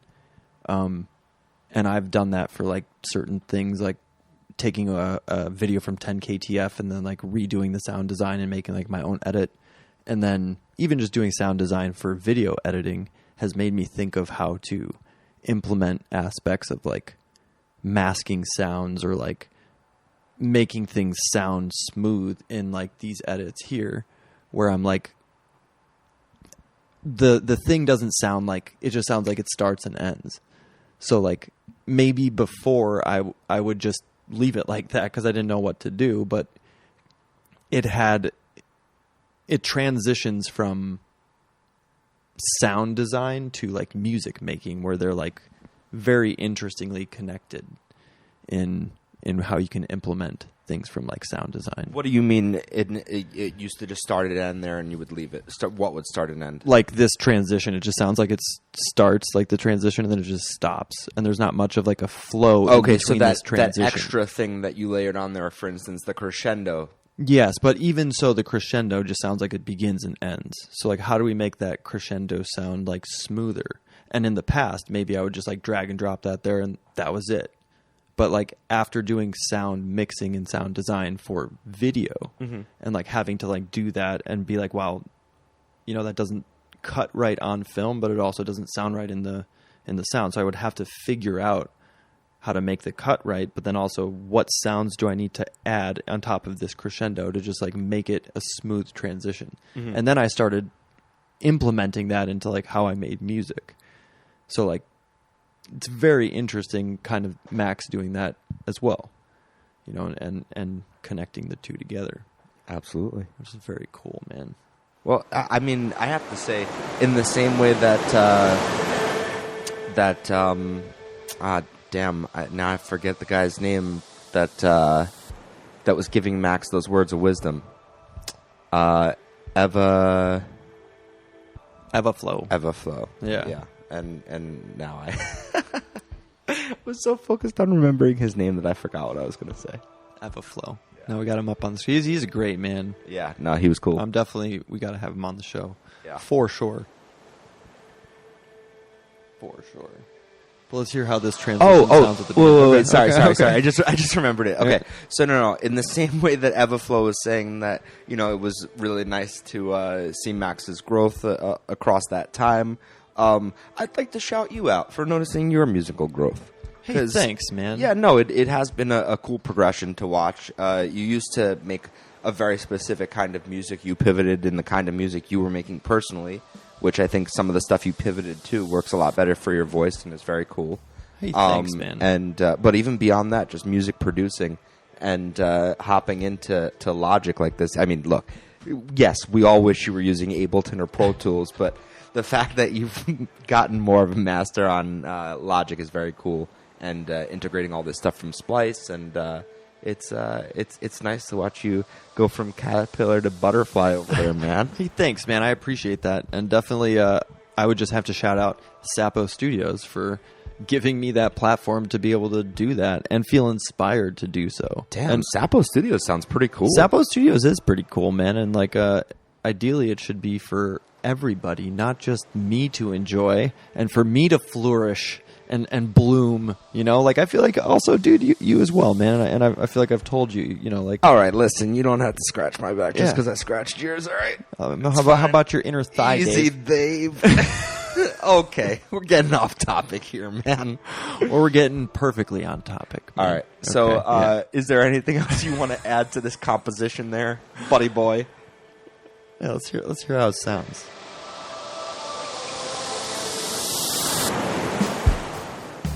No, see, that does not work. No. Did you slow the whole thing down? Nope.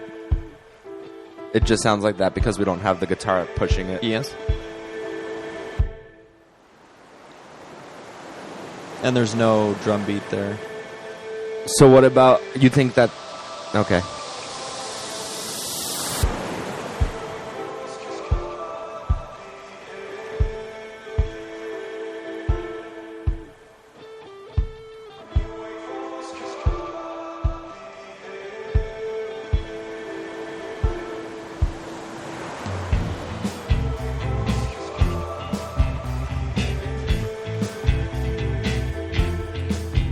Yeah, you know, to be honest, as cool as it is to hear the wake from this coma alone over some of that sound effect stuff, I kind of feel like the wake from this coma comes in later, and we play some of the music without it. And maybe you layer in pieces of the music, but...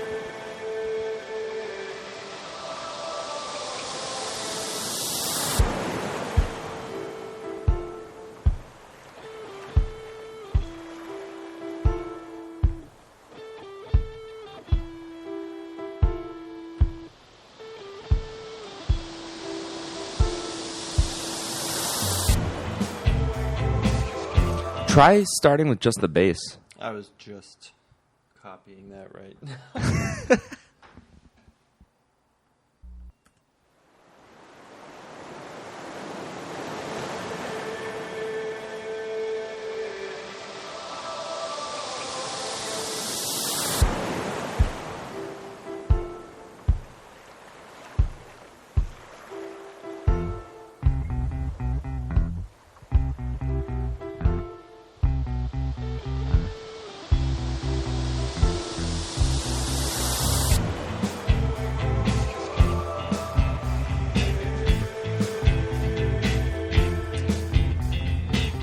Okay, can I ask you to try something? Mm-hmm. Try just the bass and the drums.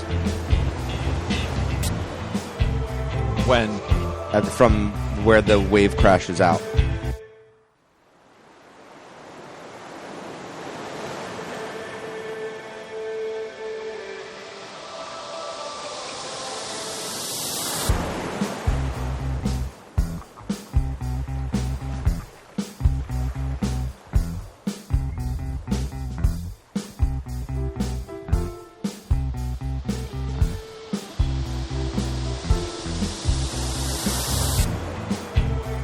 Okay, so I think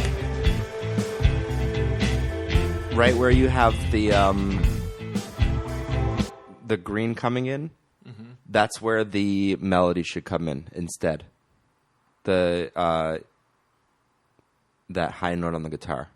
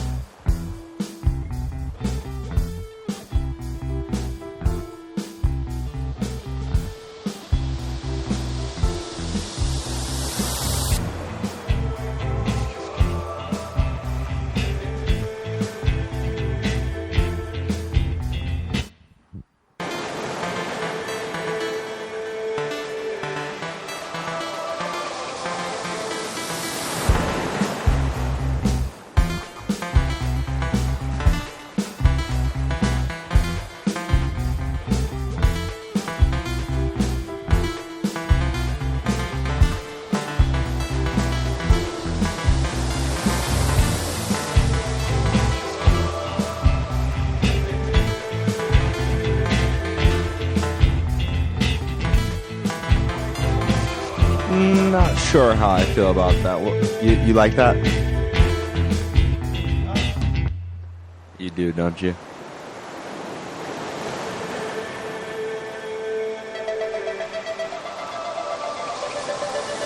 Why do you feel it needs more notes as opposed to just some ambient sounds?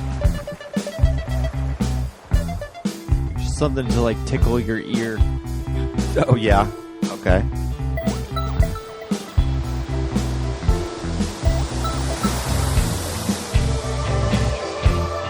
That's interesting.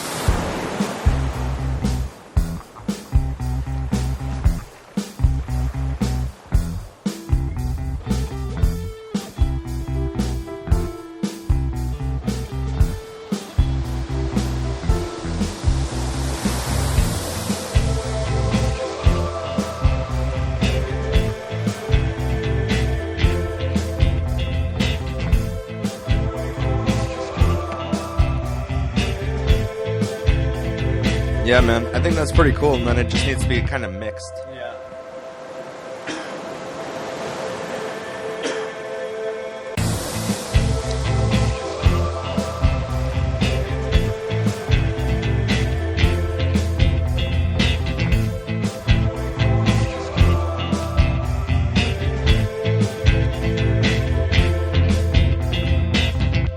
But yeah, man, that's why they call it a scratch track, because we scratched it down, and this is kind of what it would sound like to a certain respect, and then you go ahead and you mix it, you fine tune it, and then it becomes the track.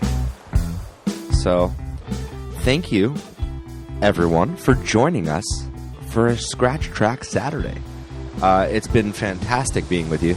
We appreciate you giving us your time on this Saturday, and every Saturday that you show up. Thank you to the Frogland team, who we would not be here without. Thank you to Lollihops for standing at the forefront of that team and supporting us when we need it, when the community needs it. Lollihops is always there. Thank you to everyone. Hope you have a beautiful rest of your weekend and a beautiful week. And we will see you next Saturday for another Scratch Track Saturday here at Sapo Studios. Sapo Studios, out. Ribbit, ribbit, y'all. Ribbit, ribbit.